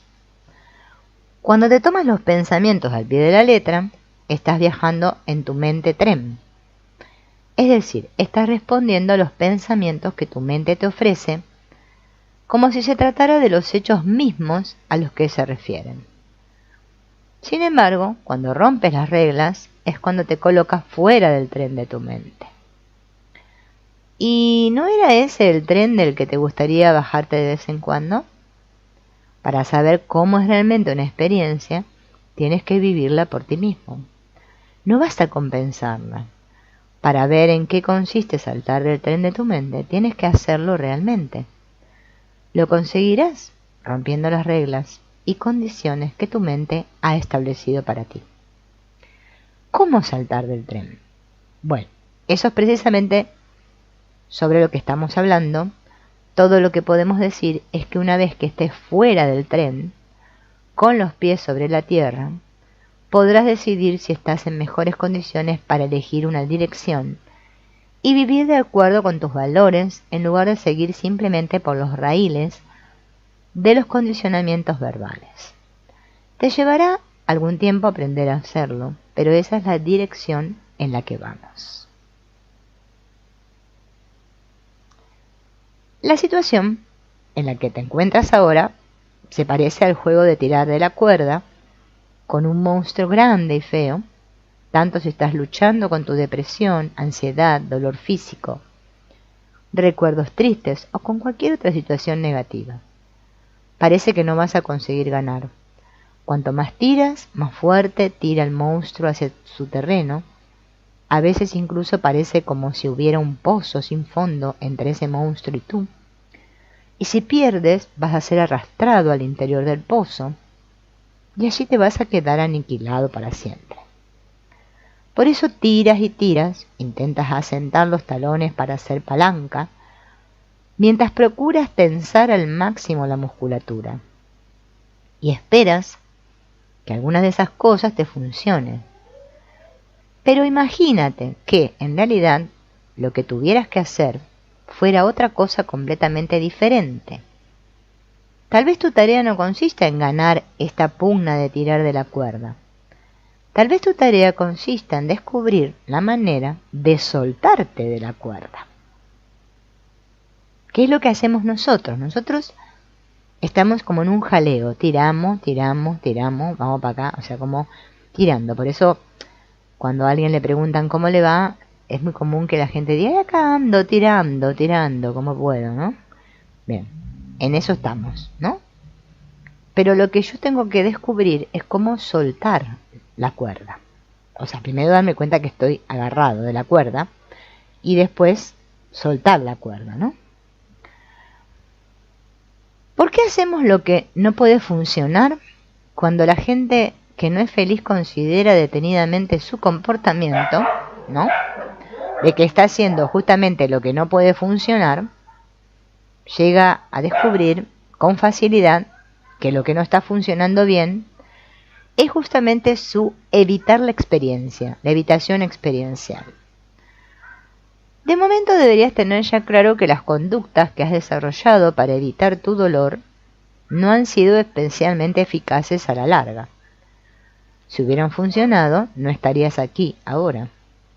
El problema está en que resulta endemoniadamente difícil conseguir darse cuenta de que las conductas que llevan a la evitación de la experiencia no pueden ser eficaces, ¿no? O sea, evitar la experiencia no conduce a nada. Hay como mínimo 5 razones por las que resulta tan difícil constatar esta realidad. O sea, que esto como que quede velado o tapado y no nos demos cuenta. Primero, el control funciona tan estupendamente bien en otras áreas de nuestra vida, ¿no? Por ejemplo, en el mundo exterior de nuestro cuerpo, ¿no? Funciona bien el control, que suponemos que también va a funcionar de la misma manera con los pensamientos y sentimientos. O sea, que yo puedo controlar mis pensamientos y sentimientos. Segundo, te han enseñado que deberías ser capaz de controlar tus pensamientos y sentimientos. Por ejemplo, cuando eras pequeño, puede que te hayan dicho, deja de llorar o vas a tener una razón para hacerlo. O bien, los chicos valientes no lloran. O no tengas miedo, solo los mariquitas se asustan. Depende el mensaje, ¿no?, que nos hayan dicho, ¿no? Tendientes a que nosotros aprendamos a controlar nuestros pensamientos y sentimientos. 3. Cuando eras muy joven, los gigantes que te rodeaban, esos a los que tú llamabas los mayores, parecía que sí, que eran capaces de controlar sus pensamientos y sentimientos. Por ejemplo, puede que tú estuvieras muy asustado, pero parecía que papá no tenía ningún miedo. Puede que tú lloraras mucho, pero los mayores rara vez lo hacían. Este hecho combinado con el punto 2 anterior, que acabamos de leer, puede haberte hecho asumir este mensaje. Debería ser capaz de controlar mi miedo o mis sentimientos de tristeza, porque los demás sí que son capaces de tener este tipo de control. Esto no significa que al final hubieras aprendido a controlar tus sentimientos, sino que lo que sí aprendiste en realidad fue a mantener oculto lo que sentías de verdad para que tus emociones no molestaran a los demás, ¿no? Por eso hemos aprendido a ser unos grandes engañadores, ¿no? Por eso esto se le llama la gran obra de teatro. 4. Mientras ibas creciendo, recibías un flujo continuo de mensajes acerca de que la buena salud y la felicidad depende de que no se experimenten vivencias negativas. Por ejemplo, piensa en todos los anuncios que has visto a lo largo de tu vida, de productos tales como la cerveza, los cigarrillos, los psicofármacos, las vacaciones, los coches sexys, la moda y demás cosas. ¿No es cierto que muchos de estos anuncios transmitían el mensaje de la felicidad consiste en la ausencia total de pensamientos o sentimientos dolorosos? Y si compras este producto, te sentirás mejor y estarás mucho más cerca de la felicidad. Eso es lo que nos vendió el mundo, ¿no? Nosotros compramos. 5. A veces parece que el control de los pensamientos y sentimientos indeseables realmente funciona a corto plazo. Por ejemplo, podrías haber tenido el pensamiento recurrente de que no vales nada y como compensación por tal pensamiento puede que te hayas convertido en un adicto al trabajo. Aparentemente eso puede parecer una buena solución para el problema de sentirte un inútil, pero por regla general el hecho de trabajar demasiado solo hace que aumente el sentimiento de en el fondo ser un perfecto inútil, ¿no? Si tienes algún sentimiento negativo y tratas de enmascararlo deliberadamente, todo cuanto hagas para compensar ese sentimiento negativo sobre ti mismo puede empezar a recordarte que, en el fondo, hay algo que no marcha bien. Si lo que intentas es utilizar tus éxitos para tapar tus pensamientos negativos, entonces es muy probable que ya sepas lo que ocurre cuando uno se convierte en un adicto al trabajo. Cuando te aplauden por tus logros, te sientes como si estuvieras engañando a la gente porque en realidad sabes lo que está ocurriendo por debajo de tu apariencia de calma. Seguro que estás pensando, si supieran lo que hay en realidad, ¿no vivimos así casi todos? ¿No? Incluso el feedback positivo, aunque te permita estar bien por un instante, puede que te haga sentir como un impostor. Esto a menudo se conoce como el síndrome del impostor. Engañar a los demás no sirve porque ¿quién puede sentirse animado por los comentarios de quienes están siendo engañados? Sin embargo, esto del feedback positivo es moneda común del día, ¿no? Y más ahora en la New Age espiritual, ¿no? Y además como que está prohibido decir cómo uno se siente, porque si uno lo dice, parece que uno está mal y a los otros no les gustan que uno le diga al otro que está triste o que está mal. Es así. Son dos los factores que te mantienen bloqueado en el sistema de evitación experiencial. El primer factor es que la regla de que si no quieres una cosa, líbrate de ella, funciona muy bien en el mundo exterior. El segundo factor es que los efectos a corto plazo de la evitación experiencial, es decir, la aplicación de tal regla a nuestra experiencia privada, son a menudo positivos. Por eso fíjense en dos factores que nos mantienen bloqueados, ¿no?, en el sistema de evitación experiencial. El primero, la primera regla, ¿no?, es que si no quiero una cosa, me tengo que librar de ella, ¿no? En el mundo exterior funciona. Y el segundo factor es que los efectos a corto plazo de la evitación experiencial, es decir, la aplicación de tal regla a nuestra experiencia privada, son a menudo positivos. El broche que mantiene cerrado el sistema de evitación experiencial es que la norma del lenguaje humano para enfrentarse al mundo exterior se basa en la regla de si algo no te gusta, deshazte de ello, y que los efectos a corto plazo de la evitación experiencial, la aplicación de tal regla a nuestra experiencia particular, son a menudo positivos. Entonces, como estamos enseñados así, entonces lo seguimos haciendo, seguimos evitando la experiencia, ¿no? Como si fuera algo normal y natural. Bien, por ejemplo, imagina que alguien siente fobia a las serpientes. Sus amigos están planeando una visita al zoológico, pero esta persona tiene miedo de acompañarlos, porque le aterroriza que ellos quieran ir a una exhibición de serpientes y que él no sea capaz de soportar ese lugar. Aunque él, en realidad, desea estar con sus amigos, y hasta le gustaría ver otros animales en el zoológico, al final se inventa una excusa para no ir. Ahora, intenta imaginar cómo se puede sentir uno en el pellejo de esa persona y responde a las siguientes preguntas, rodeando de una de las respuestas que figuran a la derecha, que ahora las vamos a ver. ¿Qué va a sentir probablemente esa persona después de encontrar una excusa para no ir con sus amigos? ¿Alivio o ansiedad? Supuestamente ansiedad, ¿no?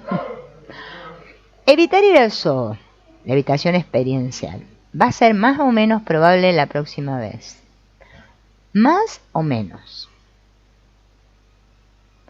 Su fobia, ¿aumentará o disminuirá? Tengo que encerrar, ¿aumentará o disminuirá? ¿No están bien claras las respuestas? ¿Cómo podría ser de otra manera? Tu propia situación es parecida a la experiencia de esta persona. Cada vez que pones en práctica una conducta diseñada específicamente para evitarte algún sufrimiento personal, inicia ese mismo tipo de reacciones que se indican en las preguntas anteriores. Es el ejemplo del zoológico, pero bueno, lo podemos trasladar a cualquier otro. Probablemente vas a experimentar un sentimiento de alivio por no haberte enfrentado al pensamiento o sentimiento penoso o a la sensación corporal dolorosa y la propia sensación de alivio que experimentas va a reforzar tu deseo de volver a utilizar esa misma táctica la próxima vez que tengas que enfrentarte a la posibilidad de experimentar algún tipo de malestar. Pero cada vez que actúes así, en realidad estarás dando más poder a ese mismo contenido doloroso, es decir, a tu pensamiento, sentimiento o sensación corporal desagradable. Y vamos a ver otra metáfora, la del tigre hambriento. Imagina que te despiertas una mañana y te encuentras justo delante de tu puerta a un adorable cachorrillo de tigre juguetón que está maullando, por supuesto. Metes al visitante, ¿no?, dentro de la casa, lo adoptas como mascota. Después de jugar con él un rato, observas que está maullando sin parar y entonces te das cuenta de que debe tener hambre. Entonces le das un trocito de carne, ya que te imaginas que eso es lo que deben de comer los tigres. Y haces la misma operación cada día, día tras día, y tu mascota de tigre crece cada día un poquito más. Al cabo de un par de años, has tenido que cambiar la dieta de pedacitos de hamburguesa para tu tigre y ahora le estás dando costillares enteros y mitades de buey a cambio. Él te ruge ferozmente en cuanto siente que es la hora de comer. Tu astuta y linda mascota se ha vuelto una bestia salvaje incontrolable, dispuesta a destrozarte si no consigue lo que quiere. Qué metáfora esta, ¿no? La lucha con tu sufrimiento se puede comparar a esta mascota imaginaria de tigre. Cada vez que le das más poder a tu dolor alimentándolo con la carne roja de la evitación experiencial, ayudas al tigre de tu sufrimiento a crecer un poco más. Darle de comer de esa forma parece lo más prudente. El tigre de tu sufrimiento ruge ferozmente advirtiéndote que tienes que alimentarlo con lo que quiere, o si no, te devorará a ti. Pero cada vez que le das de comer, contribuyes a que tu sufrimiento se vuelva más fuerte, más intimidatorio y a que tenga mayor control de tu vida. Piensa en la posibilidad, por improbable que te pueda parecer, de que no es solo que estas estrategias de evitación no hayan funcionado, es que no pueden funcionar. La evitación solo fortalece aquello que tú estás evitando. En otras palabras, cuando tú evitas enfrentarte a tu problema, el problema aumenta o se incrementa, ¿no? Todos creemos, ¿no?, que pensar es peligroso, porque claro, los pensamientos como que los que, ¿no?, dan todo el día a ir a la lavadora automática no para, ¿no? Pero no es peligroso en o por sí mismo el acto de pensar, sino que el peligro estriba en que tú te tomes tus pensamientos al pie de la letra, es decir, en que los asumas literalmente, incluso aunque tu experiencia te diga que se trata de un contexto en el que la fusión cognitiva no solo es inútil, sino que además resulta peligrosa. ¿Se acuerdan que la otra vez estuvimos hablando sobre esto de la fusión cognitiva, no? No vamos a ir para atrás otra vez. A veces, tomarse los pensamientos al pie de la letra no produce daño. Cuando nos enfrentamos a problemas meramente externos, la fusión cognitiva resulta relativamente inocua. Pero no ocurre lo mismo con el mundo interno, el self, ¿no?, como le llaman. Para este mundo hay que aprender otras habilidades bien distintas, como observar los pensamientos sin creérselos, ni dejar de creerlos, sin enredarse en ellos, o sea, sin luchar. Actividad esta que, diciéndolo en palabras, parece muy sencillo, pero después llevarlo a la práctica parece muy difícil, ¿no es cierto? A todos nos sucede esto de observar los pensamientos, ¿no? A todos nos resulta muy difícil no luchar contra nuestros pensamientos. Naturalmente que no hay nada malo en pensar. El lenguaje y la cognición han proporcionado a los humanos un éxito enorme en términos evolutivos, y quien se desenvuelve bien en ambas capacidades es capaz de funcionar bien en otras muchas áreas, especialmente en lo relativo a su profesión. Nuestras habilidades de resolución de problemas nos han permitido reestructurar el mundo en que vivimos. El problema aparece cuando solo podemos mirar desde nuestros pensamientos en vez de mirar a nuestros pensamientos, que esa es la diferencia. Es como que pueda separarme, ¿no? En cambio, yo cuando pienso, estoy observando mis pensamientos desde mis pensamientos, y ese es el problema. Lo que uno tiene que aprender a hacer es a mirar sus pensamientos desde otro lugar, ¿no? Separándome, no identificándome con ellos, sería, para decir una palabra, ¿no? Tal rigidez y estrechez mental pueden tener un coste muy alto, porque en algunas áreas de la vida, el tomarse lo que nos dice nuestra mente al pie de la letra no es el mejor enfoque. Esto resulta especialmente cierto en relación al propio dolor emocional interno, ¿no? Porque basta que yo me crea lo que pienso, o sea, lo que me dice mi mente, para que ella entre en un problema terrible y parece que no puedo salir de la mente, ¿no? Y me empiece a sentir mal. Piensa en lo que sucede cuando aplicamos, digamos, relaciones temporales y evaluativas a algún objeto de nuestro entorno externo, ¿no? Vamos a imaginar.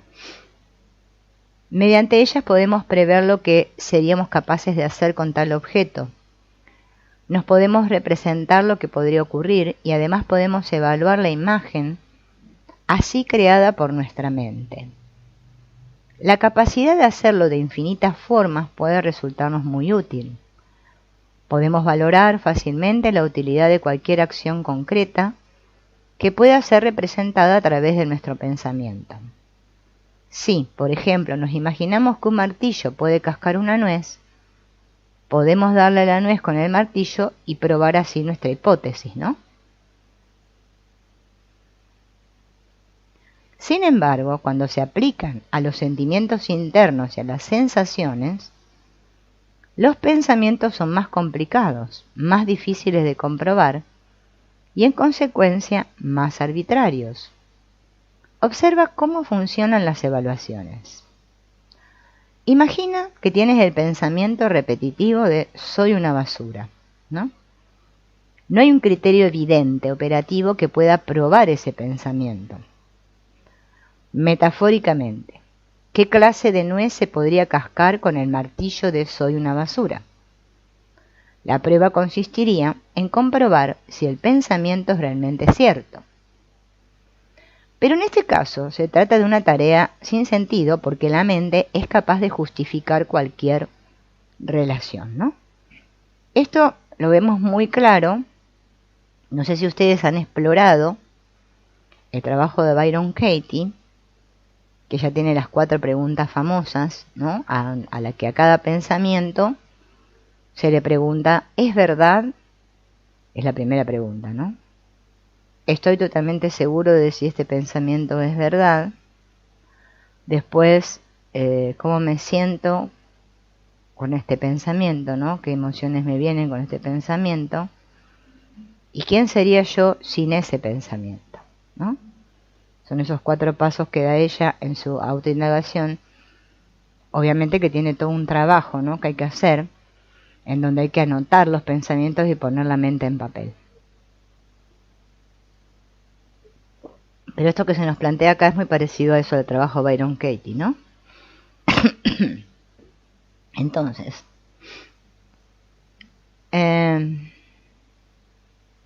por ejemplo, vamos a suponer que estamos en la habitación ahora, no sé dónde estamos mirando esto, ¿no? Y vemos un objeto inanimado, ¿no? De nuestra habitación. Y tenemos que encontrar argumentos para criticar a ese objeto, ¿sí? Si hacemos la prueba, veremos que siempre vamos a ser capaces de encontrar algo que criticar a ese objeto, ¿no? Inanimado. Para desafiar tales evaluaciones realizadas internamente, es necesario hacer que nuestra mente esté más activa y más evaluativa. Intenta concentrarte profundamente en esta otra idea y observa si tu mente no se vuelve más activa y más evaluativa. Por ejemplo, la idea soy perfecto. Tómate un instante e intenta pensar muy seriamente en tal afirmación. ¿Qué es lo que ocurre? ¿Se abrieron los cielos y la paz comenzó a reinar ahora que ya eres perfecto? No es muy probable. Para la mayoría, un pensamiento de esa clase se diluye rápidamente en un cúmulo de contraargumentaciones. Por ejemplo, no lo soy, o bien, pero tengo un montón de fallas. En el mundo exterior puedes cascar la nuez y a otra cosa. Y ya está, ¿no? Pero en el interior de tu pensamiento puedes escalar hasta lo más alto de tu mente y quedarte a vivir allí para siempre. Y fíjense en que así es como nos sucede, ¿no? Esta actividad interna mental, ¿no? Es terrible, muy profunda, ¿no? Entonces vamos a aprender un nuevo término que no se encuentra en el diccionario, que es un neologismo, que es la palabra defusión. Y vamos a explicar qué significa defusión. Cuando aprendes a ver los pensamientos como pensamientos, en el aquí y ahora, sabes aún cuál es su significado. Las relaciones verbales aún están activas, es decir, todavía sabes a qué se refieren tus pensamientos. Pero se consigue que desaparezca la ilusión de que aquello en lo que uno piensa se hace presente por el mero hecho de pensarlo. Esto reduce en buena medida el impacto de los símbolos. Puede que ya lo hayas observado por ti mismo, ¿no? O sea, Vamos a repetir esta parte, ¿no? Cuando yo aprendo a ver los pensamientos como que solo son pensamientos, yo sé cuál es el significado de esos pensamientos, ¿no? Pero se consigue que desaparezca la ilusión de que aquello en lo que uno piensa se hace presente por el mero hecho de pensarlo, ¿no? No es que yo piense en una batata y va a aparecer una batata. Esto reduce en buena medida el impacto de los símbolos, ¿no? Puede que ya lo hayas observado por ti mismo. Existe una alternativa. Puedes aprender a mirar hacia tus pensamientos en lugar de hacerlo desde los pensamientos. Esta es la actividad que tenemos que aprender todos, ¿no? Para poder salir del juego de la mente. O sea, aprender a mirar hacia mis pensamientos en lugar de hacerlo desde mis pensamientos. Esto nos ayuda a distinguir entre el mundo, tal como está estructurado según nuestros pensamientos, y el pensar como un proceso continuo. Cuando piensas sobre ti mismo, la defusión puede ayudarte a diferenciar entre la persona que está pensando y las categorías verbales que te aplicas a ti mismo mediante tu pensamiento. La defusión conduce a la paz mental no porque la guerra de la mente se detenga, necesariamente, sino porque uno ya no sigue viviendo en la zona de combate, ¿no? Es como lo que dicen muchas filosofías, por ejemplo el curso de milagros, de mirar por encima del campo de batalla, ¿no? Cuando yo me doy cuenta, o sea, miro al ego sin juzgar, ¿no? O sea, observo, pero yo sé que no soy mis pensamientos. Porque fíjense en que se nos convence muy rápidamente de que somos esos pensamientos, ¿no? Que lo que nos dice la mente es la verdad, es que es lo que somos, ¿no? Seguramente ya te habrás dado cuenta de que el pensamiento, estoy teniendo el sentimiento de estar ansioso, es muy distinto del pensamiento, cielos, qué ansioso estoy.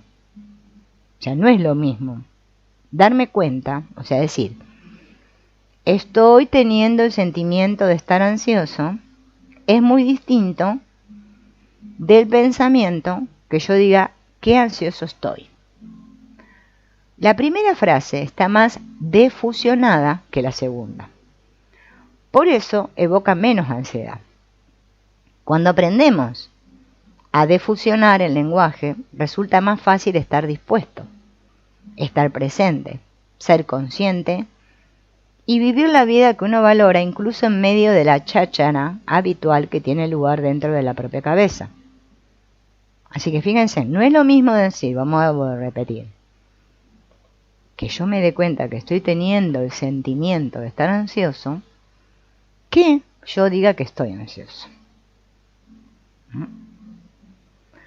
Las técnicas de defusión no son métodos para eliminar o controlar el sufrimiento.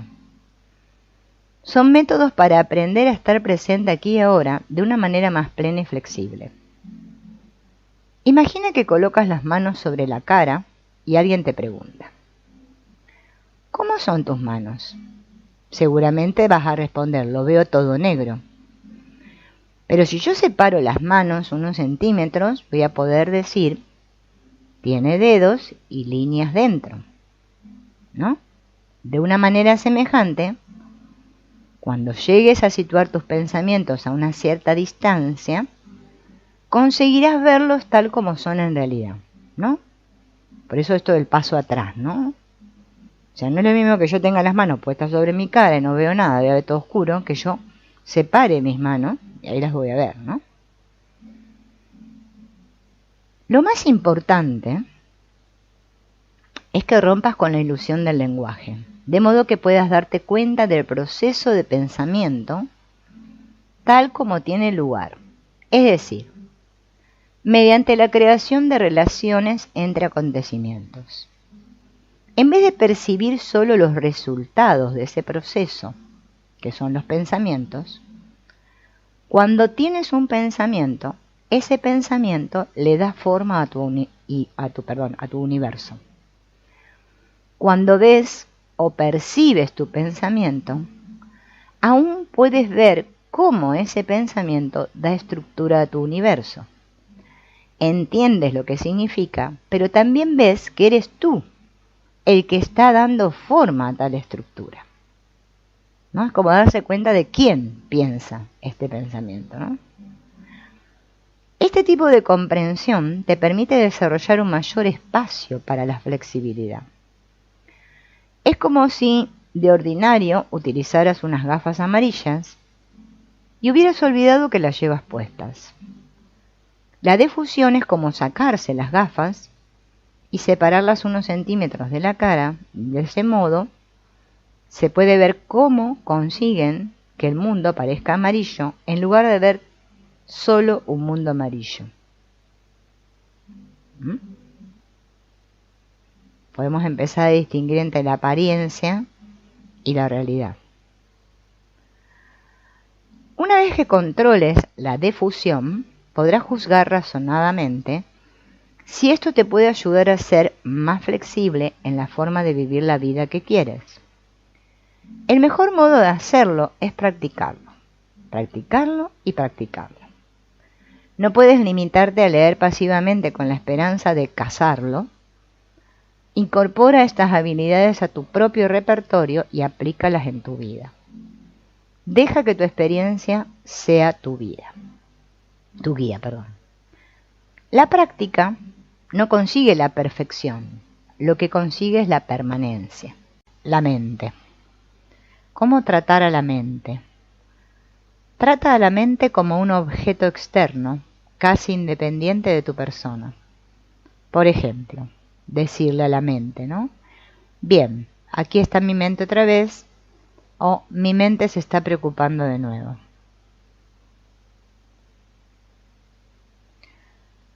Compromiso de abrirte. Si notas que empiezas a luchar internamente cuando aparecen contenidos negativos, pregúntate si no puedes aceptar ese contenido negativo y trata de conseguir un sí, ¿no? Decirle sí a eso por más que sea negativo. Tratar, ¿no? Me está diciendo que tratemos. Cortesía mental. Dale las gracias a tu mente cada vez que se entrometa con preocupaciones y opiniones. Muéstrate muy cortés con ella por sus sugerencias. Por ejemplo, estás haciendo un gran trabajo de preocupación hoy. Gracias por la idea. Y esto no es un sarcasmo. Después de todo, tu máquina de las palabras está haciendo aquello para lo que fue diseñada hace miles de años. Resolver problemas y evitar peligros, ¿no? Entonces decirle gracias a cada pensamiento también es una buena estrategia, ¿no? Entonces parece a lo del Ho'oponopono. Bien. Simplemente darse por enterado. Utiliza el lenguaje de observación. Por ejemplo, recibido, cuando se trate de tus experiencias internas. Por ejemplo, me estoy dando cuenta de que en este momento me estoy juzgando. O sea, darme cuenta de que en este momento uno se está juzgando, ¿no? Eso sería observar y recibir el mensaje. Busca experiencia. Busca abiertamente más materiales, especialmente si se trata de algo que sea delicado. Si tu ente te dice que no hagas algo espeluznante, pero importante, dale las gracias por su gran consejo y haz esto que te resulta tan difícil con gusto, ¿no? O sea, buscar la experiencia, ¿no? Y por más que mi mente me diga que es terrible, poder, ¿no? Darle gracias por el consejo que me está diciendo que eso es terrible, pero por más que me sea difícil o terrible, yo lo puedo hacer con gusto. Otra técnica de difusión es el teléfono móvil maldito. Imagina que tu cháchara negativa es como un teléfono móvil que no puedes desconectar. Por ejemplo, hola, soy tu mente. ¿Te acuerdas de que tienes que empezar a preocuparte? ¿No? Como imaginar como que vieron fuera un WhatsApp que nos están mandando, en donde nos dicen que nos tenemos que empezar a preocupar. Mente anuncio. Imagina que tu cháchara negativa es como los anuncios que aparecen de pronto en internet, ¿no? Como si fuera un aviso publicitario. Vieron que hoy en día en internet hay muchos avisos, pues ponemos cualquier cosa para mirar y aparece un aviso, una publicidad que a la gente le molesta mucho. Bueno, así también es la mente, ¿no? Nos molesta mucho todo el tiempo. Asumir los pensamientos. Utiliza un lenguaje activo para diferenciar entre los pensamientos que están teniendo lugar y los pensamientos a los que tú te aferras. Por ejemplo, creo que estoy asumiendo el pensamiento de que soy malo. Lo estoy asumiendo. Si me aferro a ese pensamiento, poder diferenciar, ¿no? Asumir que estoy teniendo ese pensamiento. Sacarlo fuera. Anota una evaluación negativa de la que estés dispuesto a desprenderte. Por ejemplo, mezquino, estúpido, mala leche, indeseable, etc. Y anótalo en una etiqueta y llévala puesta. No des explicaciones a nadie durante una temporada hasta que sientas que haya desaparecido esa etiqueta, ¿no? Camiseta mental. Imagina que las evaluaciones negativas de las que quieres desprenderte están escritas con mayúscula en tu camiseta. Si te sientes especialmente atrevido, hazlo de verdad.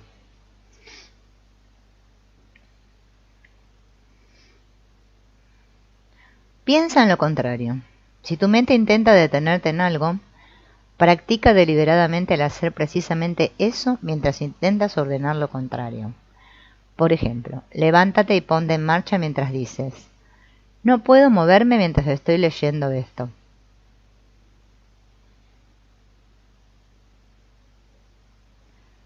Los pensamientos no son causas.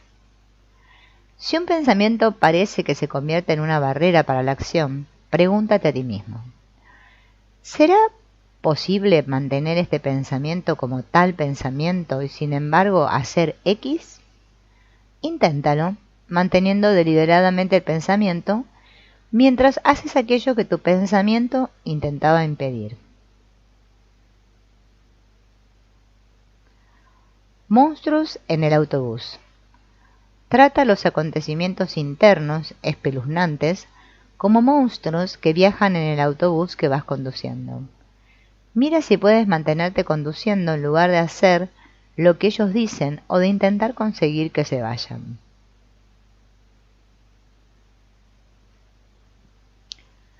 ¿Quién es el que manda aquí? Trata los pensamientos como buzones, utiliza un lenguaje vivo. Al fin y al cabo, ¿de quién es tu vida? ¿Tuya o de tu mente?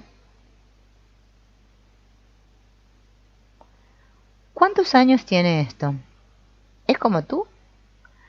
Cuando te creas un pensamiento a pies juntillas, vuélvete un instante y pregúntate: ¿cuántos años tiene este patrón?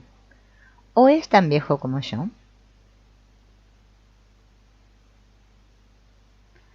¿Y al servicio de qué está esto? Cuando te aferres a un pensamiento, vuélvete un momento y pregúntate: ¿creerme este pensamiento está al servicio de qué cosas? Si no está al servicio de tus intereses, deja de aferrarte a él. Ok, tienes razón, ¿y ahora qué? Si estás luchando por tener razón, incluso aunque eso no te ayude a avanzar, imagínate que la reina blanca ha decretado que tú tienes razón. Ahora pregúntate a ti mismo: bueno, ¿y qué? ¿Qué puedo hacer para crear una vida más valiosa a partir de ahora? Sal de tus peros. Reemplaza prácticamente cualquier pero que pongas con un y. Esa es una buena estrategia, ¿no? Porque el pero es una palabra que está muy siempre en nuestras mentes, ¿no? Reemplazar todos los peros por un i. ¿Por qué? ¿Por qué? Esta es la gran pregunta que nos hacemos todos, ¿no? ¿Por qué? ¿Por qué? Si descubres que tus razones, ¿por qué?, te están envolviendo, pregúntate repetidamente por qué se produce el acontecimiento y por qué funciona como lo hace hasta que llegue a resultarte difícil responder. Puede ayudarte el ver lo superficial que llega a ser realmente la historia y cómo la evitación experiencial genera el dolor de ausencia. Por ejemplo, no puedo hacerlo. ¿Por qué? Me siento ansioso. ¿Y por qué eso significa que no lo puedes hacer? Ah, no lo sé.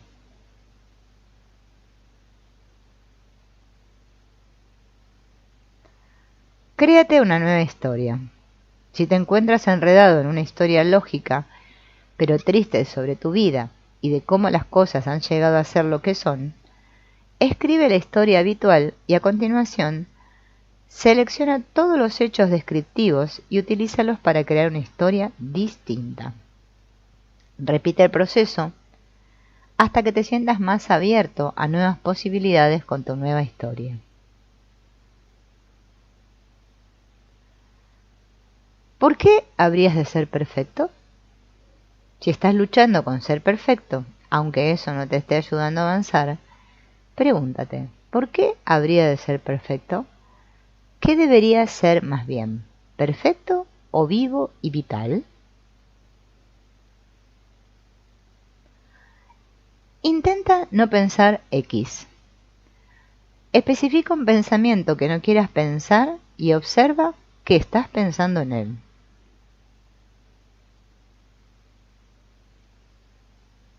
Encuentra algo que no pueda ser evaluado. Si te enredas en evaluaciones negativas, mira a tu alrededor y observa que cada cosa que ves podría ser valorada negativamente si decidieras hacerlo así. Entonces, ¿por qué tú habrías de ser distinto? ¿Es solo para esto para lo que ha evolucionado la mente? ¿Y cómo me ha funcionado? Cuando estés aferrado a un pensamiento, pregúntate, ¿cómo me ha funcionado esto? Y si no te ha funcionado bien, pregúntate, ¿por quién debería guiarme? ¿Por mi mente o por mi experiencia? Llevar tarjetas. Anota pensamientos problemáticos en tarjetas de visita y llévalas contigo. Utiliza esta práctica como una metáfora de la posibilidad de ir cargando con tu historia sin perder la capacidad de controlar tu vida. Llevar las llaves. Asígnales pensamientos y experiencias problemáticos a tus llaves. Luego piensa el pensamiento como tal pensamiento cada vez que utilices las llaves. Sigue adelante acarreando tus llaves y tus pensamientos. ¿Cuándo tenemos que utilizar esto de la defusión? Como la fusión está en todas partes y a todas horas, aplicada a todo e imparable, no nos damos cuenta de ella. He aquí algunas claves que te indicarán cuándo te estás fusionando con tus pensamientos. O sea, ¿cómo puedo hacer para darme cuenta, ¿no? Que me estoy fusionando para poder aplicar estas estrategias de defusión, ¿no?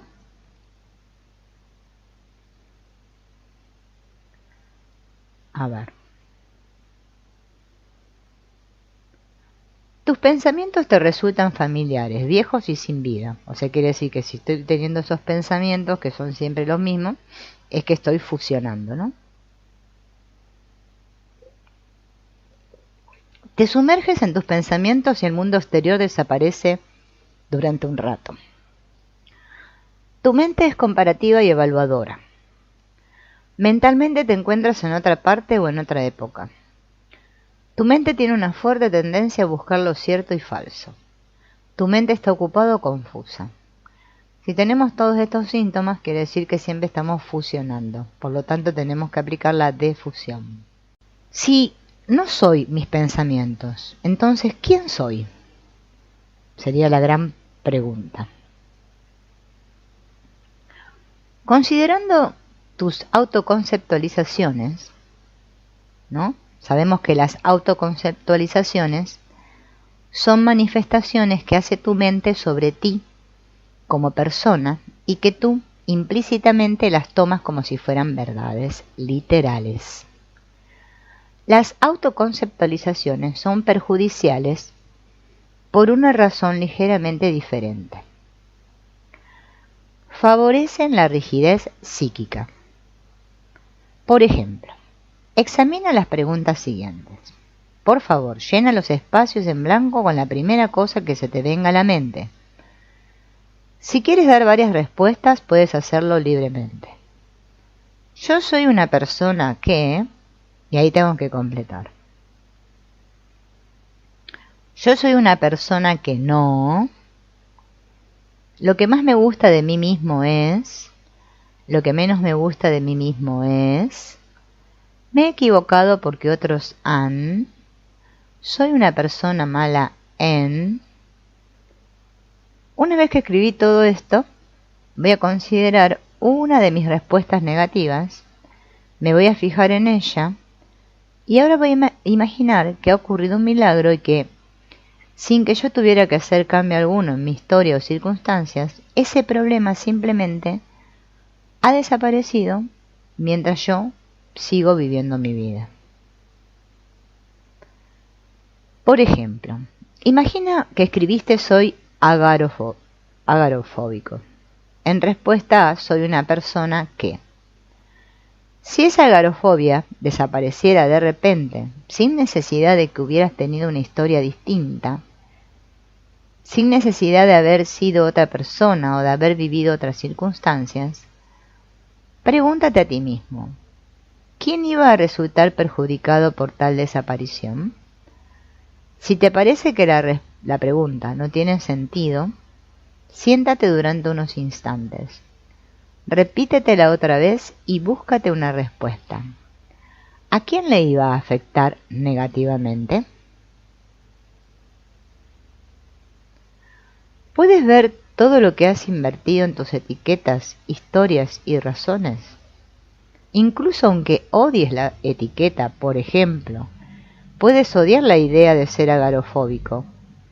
Si te la aplicas a ti mismo o tu comportamiento de una forma fusionada, habrás hecho una inversión en esa etiqueta. Si la evidencia justifica su utilización, por lo menos tú tendrás razón. De una manera perversa, eso también quiere decir que tu mente, en secreto, apuesta porque las cosas permanezcan siempre iguales, rígidas, incluso aunque tú tengas que sufrir terriblemente por ello. El problema de identificarse con un aspecto cualquiera de quién somos es que una vez que nos fusionamos con ese aspecto concreto de nuestra identidad, estamos dispuestos a distorsionar el mundo para mantener la visión que tenemos de nosotros mismos. Esto es tan cierto para los aspectos positivos como para los negativos. Por ejemplo, imagina que has escrito soy amable. Como respuesta a lo que más me gusta de mí mismo es. Está bien, pero ¿eres siempre amable? ¿En todas partes? ¿Con todo el mundo? Embustero. O sea, si piensas eso, eres un embustero. Porque nadie puede ser todo el tiempo amable con todo el mundo y en todas partes. Bien. Los seres humanos son complejos. Cada vez que dices yo soy X, sencillamente no estás diciendo toda la verdad. Seguramente hay veces en que no eres X. No importa si X es positivo o negativo. Si apuntas soy una persona ansiosa, seguramente podrás recordar al menos un momento en el que no hayas sido ansioso. Pero observa cómo te sientes cuando te das cuenta de que X no es verdad al 100%. A la mayoría de nosotros, tal constatación nos provoca un cierto sentimiento de inquietud. Esta inquietud no proviene simplemente de la posibilidad de estar equivocado, surge también de la necesidad de saber quiénes somos. Existen 3 sentidos del yo, que surgen de nuestras capacidades verbales. Estos son el yo concepto, el yo como un proceso continuo de autoconciencia y el yo observador. El El yo concepto es uno mismo en cuanto a objeto de categorizaciones y evaluaciones verbales sumarias. Es el yo soy verbal, como en yo soy mayor, yo soy ansioso, yo soy amable, yo soy insignificante, yo soy indeseable, yo soy dulce, yo soy guapo y demás. El yo concepto rebosa de contenido. Tal contenido es la historia que te has estado contando a ti mismo sobre ti y tu vida. Contiene todos los pensamientos, sentimientos, sensaciones corporales, recuerdos y compulsiones que te has creído al pie de la letra y que has integrado en un autorretrato verbal permanente de ti mismo.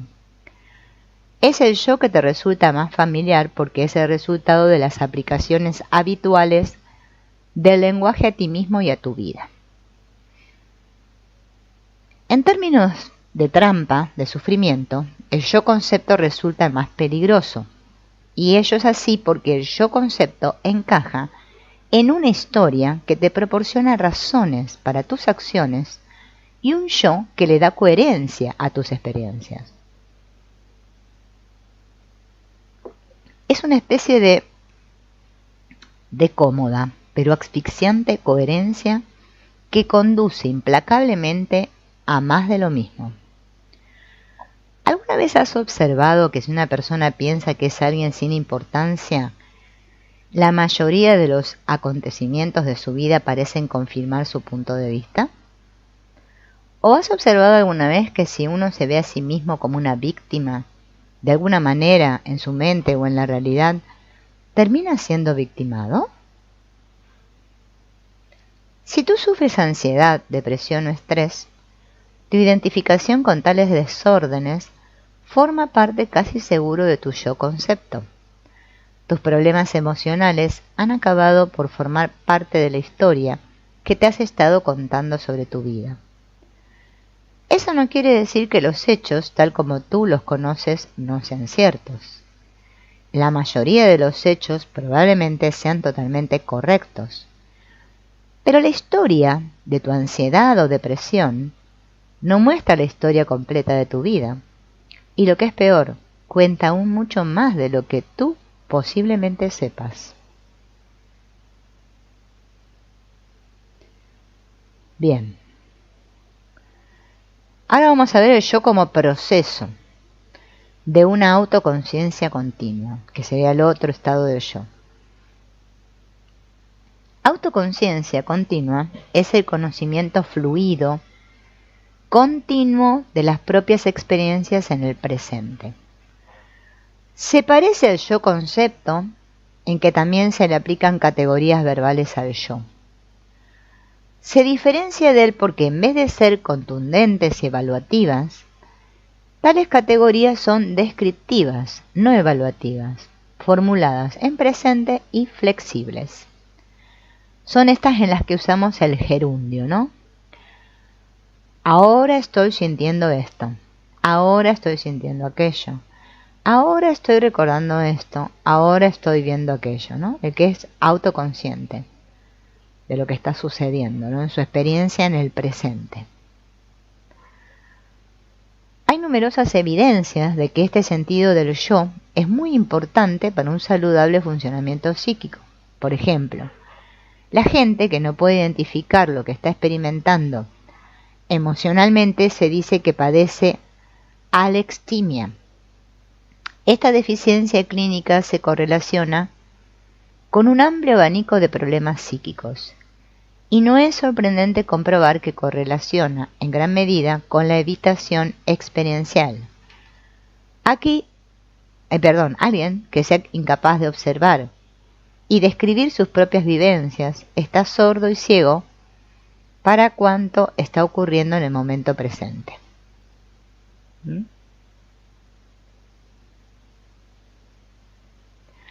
Se nos ha enseñado a hablar de nuestra historia personal y de nuestras predisposiciones actuales mediante la localización y la identificación de lo que sentimos. Por ejemplo, le podemos preguntar a un niño, ¿tienes hambre? Como una forma de preguntar, ¿vas a comértelo si te doy algo para que comas?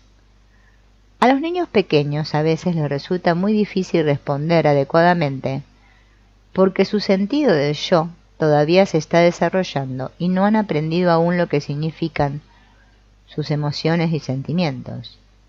Como resultado, pueden decir que no tienen hambre y a continuación pedir comida unos minutos más tarde, o puede que digan que tienen hambre y luego solo picotear la comida que se les da porque de hecho no la tienen, ¿no? Cada padre conoce esta clase de desconexión de sus hijos pequeños, ¿no?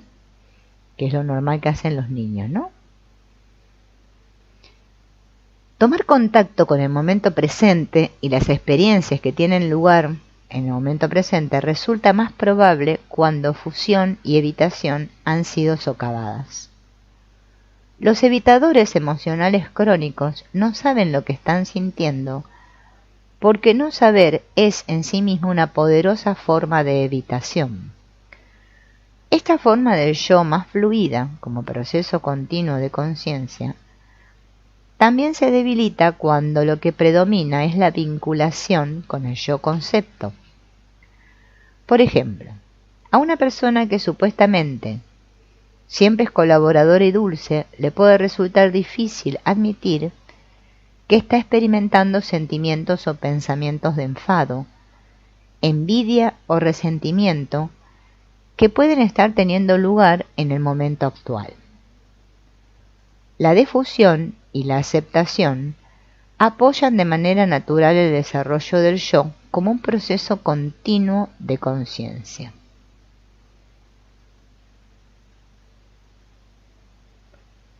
Y el que nos queda, el último, es el yo observador, que es la forma de considerar al yo que verbalmente nos resulta menos familiar, a pesar de que constituye la vertiente más importante del ser y de que es el que nos ha estado acompañando durante mucho tiempo. Se le conoce con diferentes denominaciones: yo como contexto, yo trascendente, yo espiritual, yo vacío y yo observador. A diferencia del concepto, o sea, del yo concepto o el otro estado que se llama yo como proceso continuo de autoconciencia, el yo observador no es una mera cuestión de relaciones verbales. Y esto es así sencillamente porque sabemos muchas menos cosas acerca de él. El yo observador no consiste en una forma del yo fundamentada en contenidos y que pueda ser descrita directamente. El yo observador surge como resultado del empleo del lenguaje y resulta esencial para la salud psíquica. Cuando eras muy pequeño y aún estabas aprendiendo a hablar, aprendiste a describir las cosas desde un punto de vista estable. Cuando describías lo que comías, veías o hacías, aprendiste que tenías que explicarlo en relación a esa perspectiva estable.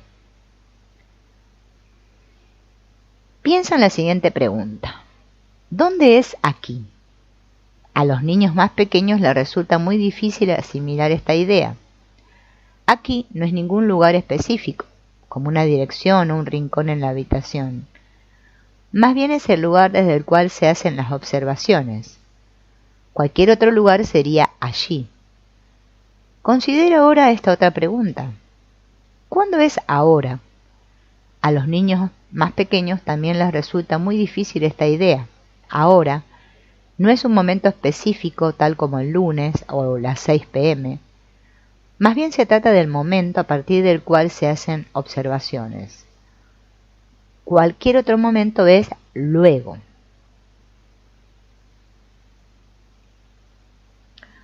Del mismo modo, considera la pregunta ¿dónde estoy yo? A los niños más pequeños les resulta muy difícil esta última idea. Yo es también un lugar desde el que se hacen observaciones. Las observaciones realizadas desde otra perspectiva son tú, no yo. Estas relaciones verbales son deícticas, lo que significa que señalan o muestran. Las relaciones deícticas solo pueden ser aprendidas por demostración, porque no son cosas materiales, se refieren a la perspectiva del observador. El sentido del lugar desde el cual se hacen observaciones conscientes resulta extraño porque para la persona que las experimenta no tiene unos límites concretos. Nunca puedes conocer conscientemente sus límites porque todo conocimiento verbal lo es en relación a ti como conocedor. Vuelve en tus recuerdos a la primera infancia y comprueba si puedes conectarte con la sensación de estar mirando al mundo desde detrás de tus ojos, tal como eran entonces. Y ahora responde a esta pregunta mientras compruebas si puedes revivirlo experiencialmente, no solo lógicamente. ¿Quién era el que veía esos acontecimientos tal como estaban teniendo lugar? Ahora contesta otra pregunta. ¿Quién era el que estaba tomando tu desayuno esta mañana? Contempla el cuadro de tu desayuno de hoy y de nuevo trata de conectar con ese sentido de mirar al mundo desde atrás de tus propios ojos. Ahora advierte quién está leyendo este libro. Una vez más, intenta conectar con este sentimiento de mirar al mundo desde detrás de tus ojos. Advierte que estás aquí, en este momento, leyendo, y date cuenta también de que la persona que hay detrás de esos ojos que van leyendo estaba allí cuando tomaste el desayuno esta mañana y también estaba allí cuando eras un niño. Tú has sido tú toda tu vida, aunque haya habido muchos cambios en tus pensamientos, en tus sentimientos, en tus roles y en tu cuerpo. En el mismo momento en que estás viendo estas líneas de tinta sobre el papel, advierte quién las está mirando. Hola. Tú has sido tú desde el momento en el que te asomaste a tu primera infancia como un ser humano consciente y tu amnesia infantil se vino abajo. Más o menos al mismo tiempo que hicieron su aparición esos marcos deícticos de yo, tú, aquí, allí, ahora, luego, a este yo es al que algunos llaman el yo observador. Es un sentido que trasciende el tiempo y el espacio, no literal, sino experiencialmente, dado que este sentido está en todos los lugares a donde tú vayas. Te ocurra lo que te ocurra, es este yo el que va a formar parte de tu conocimiento verbal de tal experiencia. Este yo no tiene límites en el sentido de que no puedes experimentar ninguna otra cosa que sepas, o para ser más precisos, que tú sepas que sabes, sin que el yo como perspectiva esté presente en ella. ¿Por qué? Porque sin este sentido de locus no existe continuidad en la conciencia del yo, no hay perspectiva psicológica desde la que se pueda observar lo que se conoce. Si este sentido del yo es vivencialmente ilimitado, es decir, tal como se vive por la persona que está vivenciando, tampoco se experimenta como un objeto. Esto constituye su característica exclusiva. Casi todos los acontecimientos que somos capaces de describir se viven como cosas, como acontecimientos con límites conocidos. Sin embargo, aquí, justo en medio del conocimiento verbal mismo, hay un yo que es no cosa. Nosotros podemos creer que este tipo de perspectiva tiene límites. Por ejemplo, creemos que a veces somos inconscientes, pero no podemos experimentarlo directamente. Por ejemplo, no somos conscientes de esos momentos. Aquí, justo en medio del conocimiento verbal mismo, hay una experiencia que no tiene distinciones. Los acontecimientos sin distinciones incluyen no cosas, o como el lenguaje común decidió escribir más tarde, nada, e incluyen cada cosa. Asimismo, por eso es por lo que las filosofías orientales llaman este sentido del yo todo nada, y lo indican con dichos tan extraños como a donde quiera que vayas, allí estás. ¿Conoces este sentido del yo indirectamente, por ejemplo, mediante un sentido de tranquila trascendencia o de paz? Para algunos esta sensación puede llegar a ser atemorizadora porque pueden llegar a experimentarse como si uno cayera en la nada. Y en un sentido, nada peyorativo, eso es bastante cierto. Es inmutable y sólido. No porque sea algo que no cambia, sino precisamente porque es nada en absoluto.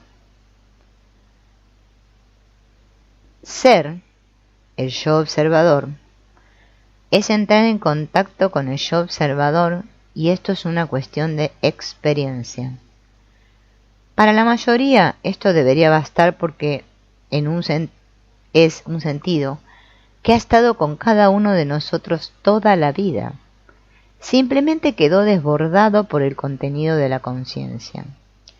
Por lo tanto, no vamos a intentar establecer nada ni a descubrir nada. Es más bien como si estuviéramos intentando recordar algo que sabemos muy bien, como recordar una canción que hemos estado tarareando en el fondo de la mente durante años. Vamos a ver una metáfora que se llama la metáfora del ajedrez, ¿no? Vamos a imaginarnos un tablero de ajedrez que se extiende hasta el infinito en todas las direcciones. Sobre este escenario empiezan a aparecer diferentes piezas. Unas son negras y otras blancas. Se aproximan al centro del tablero y empiezan a alinearse en dos equipos distintos, en lugares enfrentados del tablero. Ahora, imagina que cada una de esas piezas representa una emoción distinta, una cognición, un recuerdo o una sensación. Algunas de las piezas son positivas, sentimientos de felicidad, alegría y placer, o recuerdos de cariño. Todas ellas se reúnen en un mismo equipo, mientras que algunas otras piezas representan tu dolor, tus miedos, tus fracasos. Quizás estés profundamente deprimido, o tal vez hayas sido diagnosticado con un trastorno de ansiedad. Comprueba y verás que los pensamientos y sentimientos negativos asociados a estas condiciones se reúnen también en otro equipo. Pero este es un equipo muy diferente del conjunto positivo. Ahora imagina que algunas piezas establecen un combate. Es una guerra larga y sangrienta, en la que muchas piezas están resultando aplastadas o son despedazadas a tu alrededor. Esta batalla se ha venido librando durante años.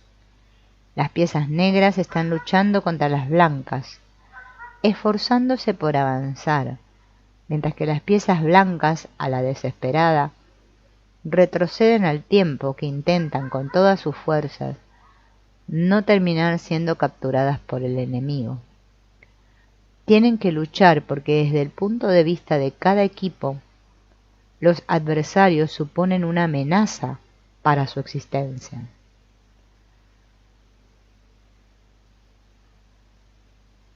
Lo que no sabe esa persona, sin embargo, es que en cualquier momento él o ella podría abandonar el campo de batalla y empezar a vivir su vida ahora mismo.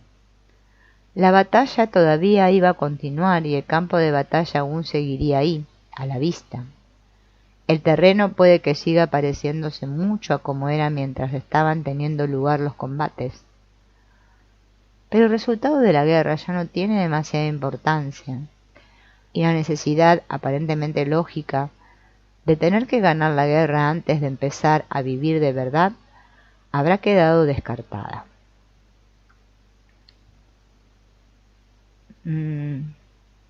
Has estado actuando como si tu equipo emocional y cognitivo favorito tuviera que ganar esta partida de ajedrez. Pero tal cosa solo tendría sentido si tú fueras únicamente las piezas blancas y no las negras. Desde esta perspectiva tendrías que luchar porque los adversarios constituirían una amenaza directa para tu supervivencia. Si soy una mala persona fuera verdad al 100%, entonces soy una buena persona resultaría aniquilado y viceversa. De esta manera, dejar la batalla, abandonar, no sería una buena opción. Sería una condena a muerte. La guerra tendría que continuar, y tú tendrías que ganarla porque estarías subido a los lomos de la Reina Blanca y la convertirías en tu propio yo. Ella, es decir, tú, no podría permitirse el lujo de dejar de luchar. Pero imagina que tú no eres ninguna de esas piezas. En este escenario, ¿quién eres tú? No puedes ser el jugador. Todavía queda alguien intentando ganar la guerra y salvar a determinadas piezas frente a otras. Solo hay una parte de la metáfora que permanece en contacto con todas las piezas. Si no eres las piezas, si todavía puedes seguir siendo tú, sin tener que sentirte muy afectado por el resultado de la guerra, ¿quién eres entonces? ¿Qué tal si resultara que eres el tablero sobre el que se está jugando la partida? Piénsalo. ¿Qué significaría eso para ti? ¿Qué pasaría si no te definieras por tu sufrimiento, sino que más bien fueras el contenedor consciente? ¿Qué significaría eso para ti?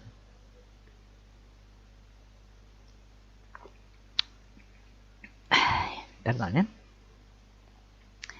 Empezar a ver las cosas desde la perspectiva del tablero es ponerse en contacto con el yo observador. Todas las piezas se mantienen sobre el tablero mientras siguen jugando su partida interminable. Solo hay dos cosas que puede hacer el tablero desde el nivel tablero: sostener a las piezas, a todas, y segundo, llevárselas consigo de viaje cada vez que el tablero se desplace. Para desembarazarte de alguna de las piezas tendrías que pasar de ser quien eres, un ser humano consciente, perfectamente informado de todas esas reacciones, es decir, desde el nivel del tablero, a quien no eres, o sea, que esté identificado con sus emociones, pensamientos o recuerdos específicos y no con otros. Dicho de otra manera, para empezar, tú jamás estuviste realmente en esa guerra. Todo fue una simple ilusión. Vamos a hacer un ejercicio que nos va a ayudar a contactar momentáneamente con nuestro yo observador. Decimos momentáneamente porque, por definición, no podemos ver al yo observador. Por una parte no se experimenta como una cosa. Por otra, si pudieras verlo, ¿quién sería el que lo estaría mirando? Solo podemos tener vislumbres, algo así como una especie de regusto. Pero otro nivel, sin palabras, tú has estado presente todo el tiempo, de una manera tan concreta y cierta como la silla donde estás sentado o el suelo que hay bajo tus pies. La batalla, finalmente, cesará en la medida en que te apoyes en la vitalidad que se desprende de ser el tú que vivencia quién eres, el yo observador, sin demandarle a tu mente evidencias de estar viendo a tu yo observador. La batalla puede empezar a disminuir su virulencia cuando empieces a actuar desde la base de quién eres, más que desde quien no eres. Ejercicio. Experiencialmente, yo no soy eso. Este es un ejercicio de meditación. Las instrucciones son sencillas, de maneras que las podrás memorizar. Simplemente me tengo que sentar cómodo en la silla, delante de una mesa, cerca de una pared. En la mesa deberá haber varios objetos. Luego voy a inspirar un par de veces profundamente y comenzaré por mirar a un lugar en la pared mientras respiro tranquila y regularmente. Mantén los ojos fijos en un punto de la pared durante 10 a 15 segundos. En algún momento sentirás vivencialmente que estás mirando la pared, de modo que en un nivel vivencial, en algún sentido del término, tú no eres la pared. Esta es una diferenciación perfectamente asequible a la experiencia directa. No estamos hablando de la creencia verbal, de que no eres la pared. Si fuera eso lo importante, no necesitaríamos un ejercicio de meditación, ya que muy pocos creerían ser una pared. Si tu mente empieza a divagar acerca de la verdad o falsedad de esta idea, bueno, en cierto sentido sí que soy la pared, ya que al fin y al cabo soy la suma total de mis experiencias y bla bla bla bla bla. Simplemente dale las gracias por la sugerencia. Advierte que la persona que está observando incluso ese pensamiento concreto no es el pensamiento que estás observando. Y luego dirige otra vez la atención hacia la pared. No dejes que tu mente se apresure ni te enfrentes con tu mente para figurarte todo esto.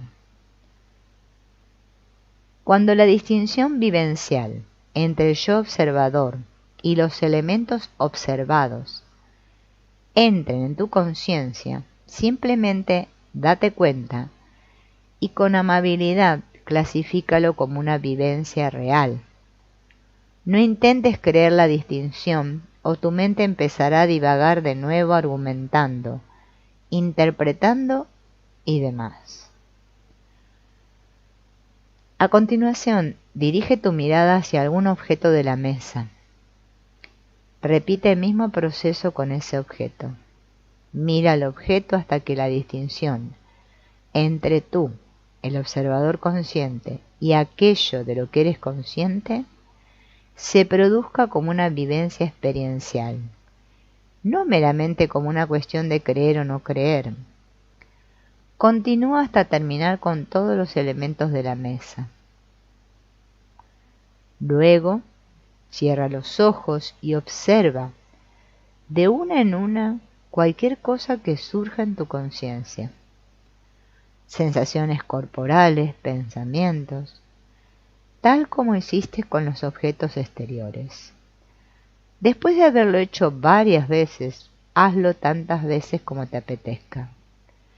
Termina abriendo los ojos y repite el ejercicio de mirar a la pared hasta que la distinción vivencial entre observador y observado se haga palpable. Es un ejercicio ¿no? Que se puede hacer sencillamente para experimentar el yo observador, ¿no? Que yo no soy eso que creo que me digo ser. Bien. Cuando empezamos a experimentar este aspecto de nosotros mismos, ¿no? De que somos el tablero, resulta más fácil que sintamos lo que sentimos, que pensemos lo que pensamos y que recordemos lo que recordamos. Entonces las piezas del tablero se vuelven menos amenazadoras. ¿Qué tipo de amenazas son las piezas del tablero?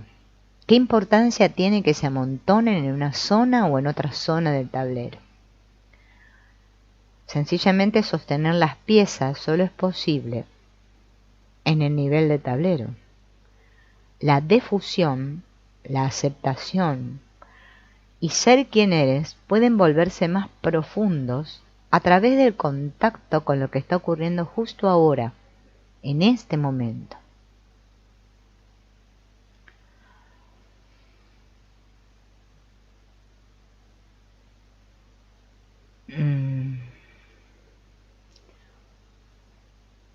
De lo que estamos hablando aquí vamos a hacer una aclaración acerca de la palabra conciencia en este contexto de lo que estamos viendo. No tiene mucho que ver con la mente, ¿no? De la que nos queremos librar.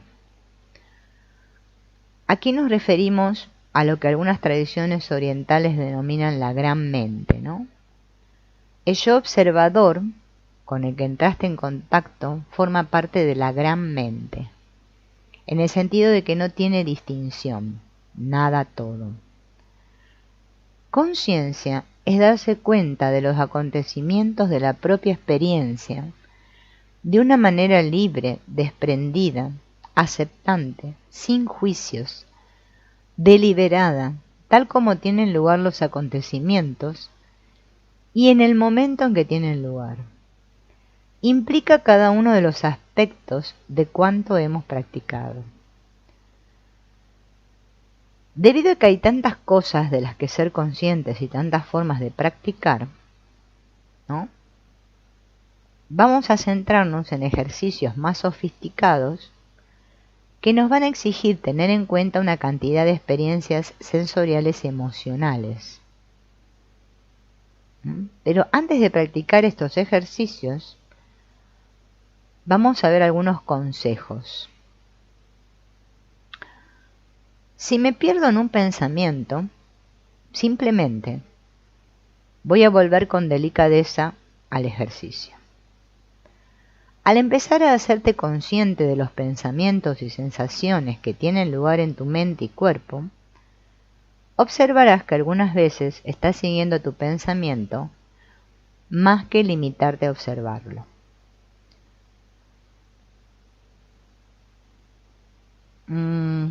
Y esto es perfectamente natural.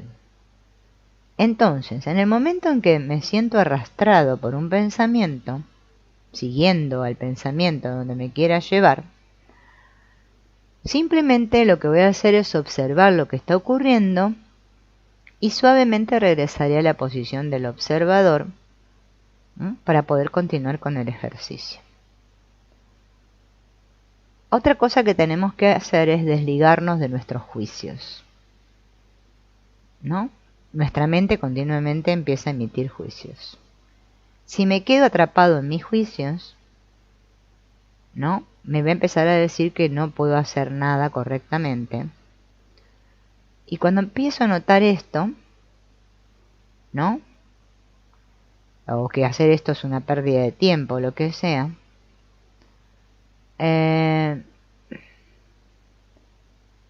esto nos está trayendo una información que es que estamos atrapados en nuestra máquina verbal. No es la forma del juicio lo que importa, o si es verdadero o falso, sino que lo que importa es que me dé cuenta que me quedé atrapado en el juicio. Advertirlo y amablemente hacer que nuestra mente, ya que se da cuenta, darle las gracias a nuestra mente por todos sus esfuerzos que está haciendo por juzgar y juzgar. Gracias, gracias, le digo. Y continúo con el ejercicio. Otra cosa que tenemos que hacer es aceptar nuestras emociones, ¿no? Entonces,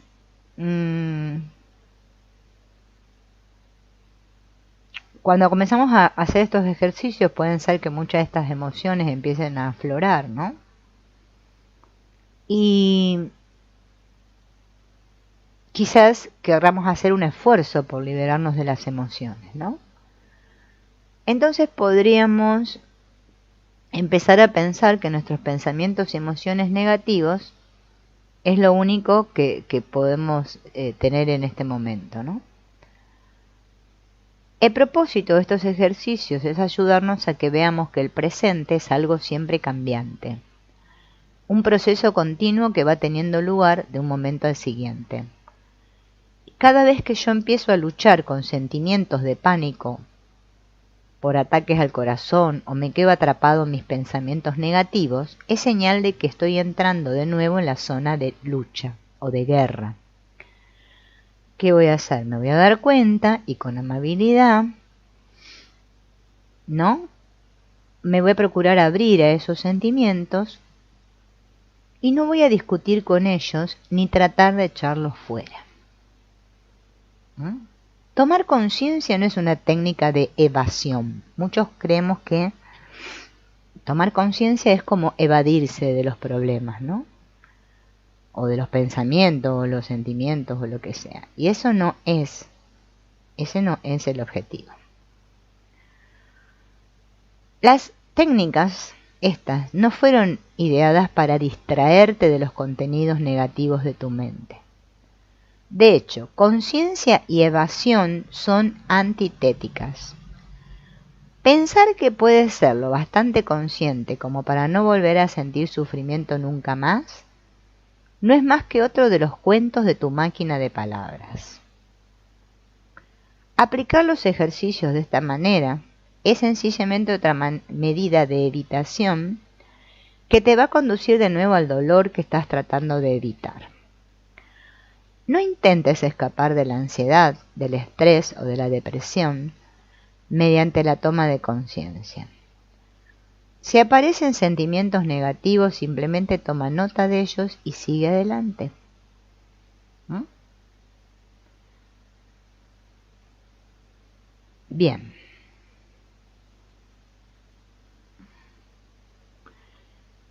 Vamos a ver un ejercicio para dar el cierre al trabajo de hoy, que es poner los pensamientos en hora, hora de hora.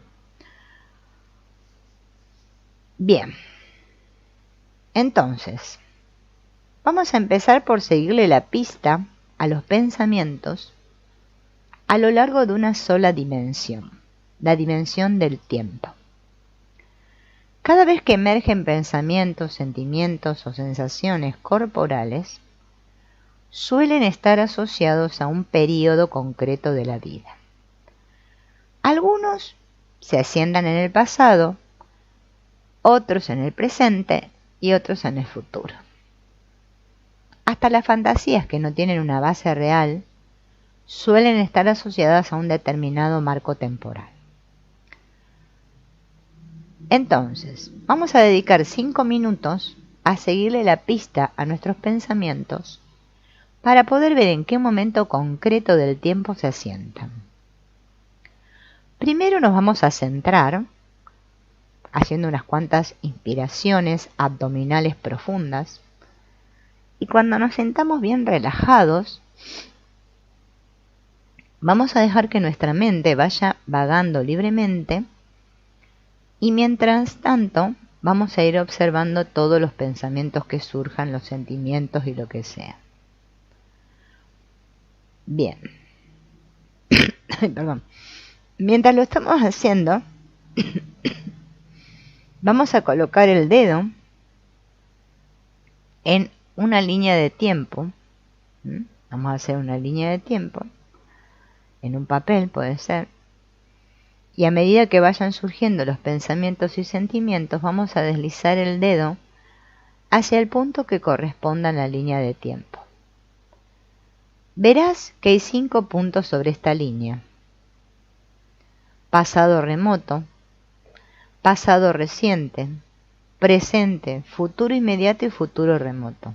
Eso es lo que vamos a escribir en la línea, ¿no? Vamos a hacer una línea en un papel y vamos a poner un punto en la línea que diga pasado remoto, otro punto que diga pasado reciente, otro que diga presente, otro que diga futuro inmediato y otro futuro remoto. Date cuenta de que se trata de un continuo y si crees que sería conveniente que hubiera más puntos intermedios, podemos ponerlos, ¿no? Considérate libre de poner el dedo sobre el lugar que mejor corresponda al momento en el tiempo. Procura centrarte en lo que está sucediendo sin juzgar nada de lo que surja. Solo observa y anota qué lugar del tiempo le corresponde a cada pensamiento, sentimiento o sensación que te venga. Entonces ahora me tomo los 5 minutos y dejo que mi mente se expanda libremente y le voy siguiendo la pista a los pensamientos en el tiempo.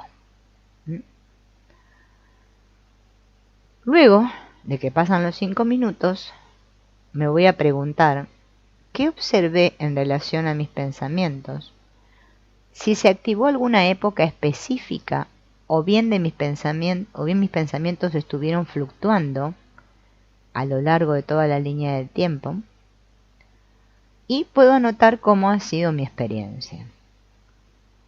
Es muy probable que nuestros pensamientos se hayan estado moviendo todo el rato. Si se han centrado en un momento concreto del tiempo, también está bien. Lo importante es darse cuenta de los pensamientos y a qué lugar del tiempo hacen referencia. No tenemos que hacer ningún juicio de la información que obtenemos. Aprender a darse cuenta del momento temporal al que se refieren los pensamientos puede ser útil para cambiar el foco de atención al momento presente. ¿No? Ahora vamos a hacer el mismo ejercicio, pero con otra intencionalidad.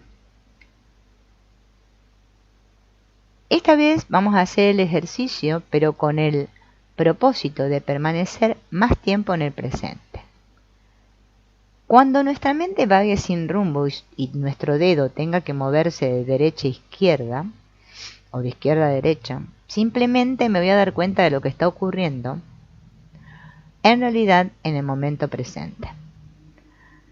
Si vaga a la deriva, sé consciente de eso. Si estás teniendo un pensamiento sobre el futuro o el pasado, date cuenta de que ahora mismo estás teniendo ese pensamiento. Cada vez que haga eso, estarás de vuelta en el presente y tu dedo podrá volver al centro de la línea, que sería en el presente, ¿no? Observa que si pones demasiado empeño para mantener tu dedo en el presente, en realidad estarás entrando en el futuro verbal o en el pasado. No he podido conseguirlo. Si ocurre algo así, date cuenta de que en ese instante estás teniendo un pensamiento y libérate de la fusión con el contenido de tal pensamiento. Con práctica puedes permanecer en el presente una buena proporción del tiempo y tu dedo actuará como una especie de registro de biofeedback que te servirá para que te entrenes en todos los métodos que tu mente pueda aprovechar para devolverte al presente. Este ejercicio puede hacerse en cualquier lugar, en cualquier momento. Por ejemplo, puedes colocar el dedo en la pierna del pantalón y moverlo hacia la izquierda, como para entrar en el pasado, o hacia la derecha, si es que piensas en el futuro. Puedes hacerlo fácilmente mientras vas caminando, estás sentado o permaneces de pie. Es divertido y constituye una forma útil de practicar. ¿Sí? Ese es para practicar con el tiempo, ¿no? Como a ver cuánto tiempo nosotros podemos permanecer en el presente. Fíjense, ahí nos vamos a dar cuenta cómo nuestra mente divaga continuamente, ¿no?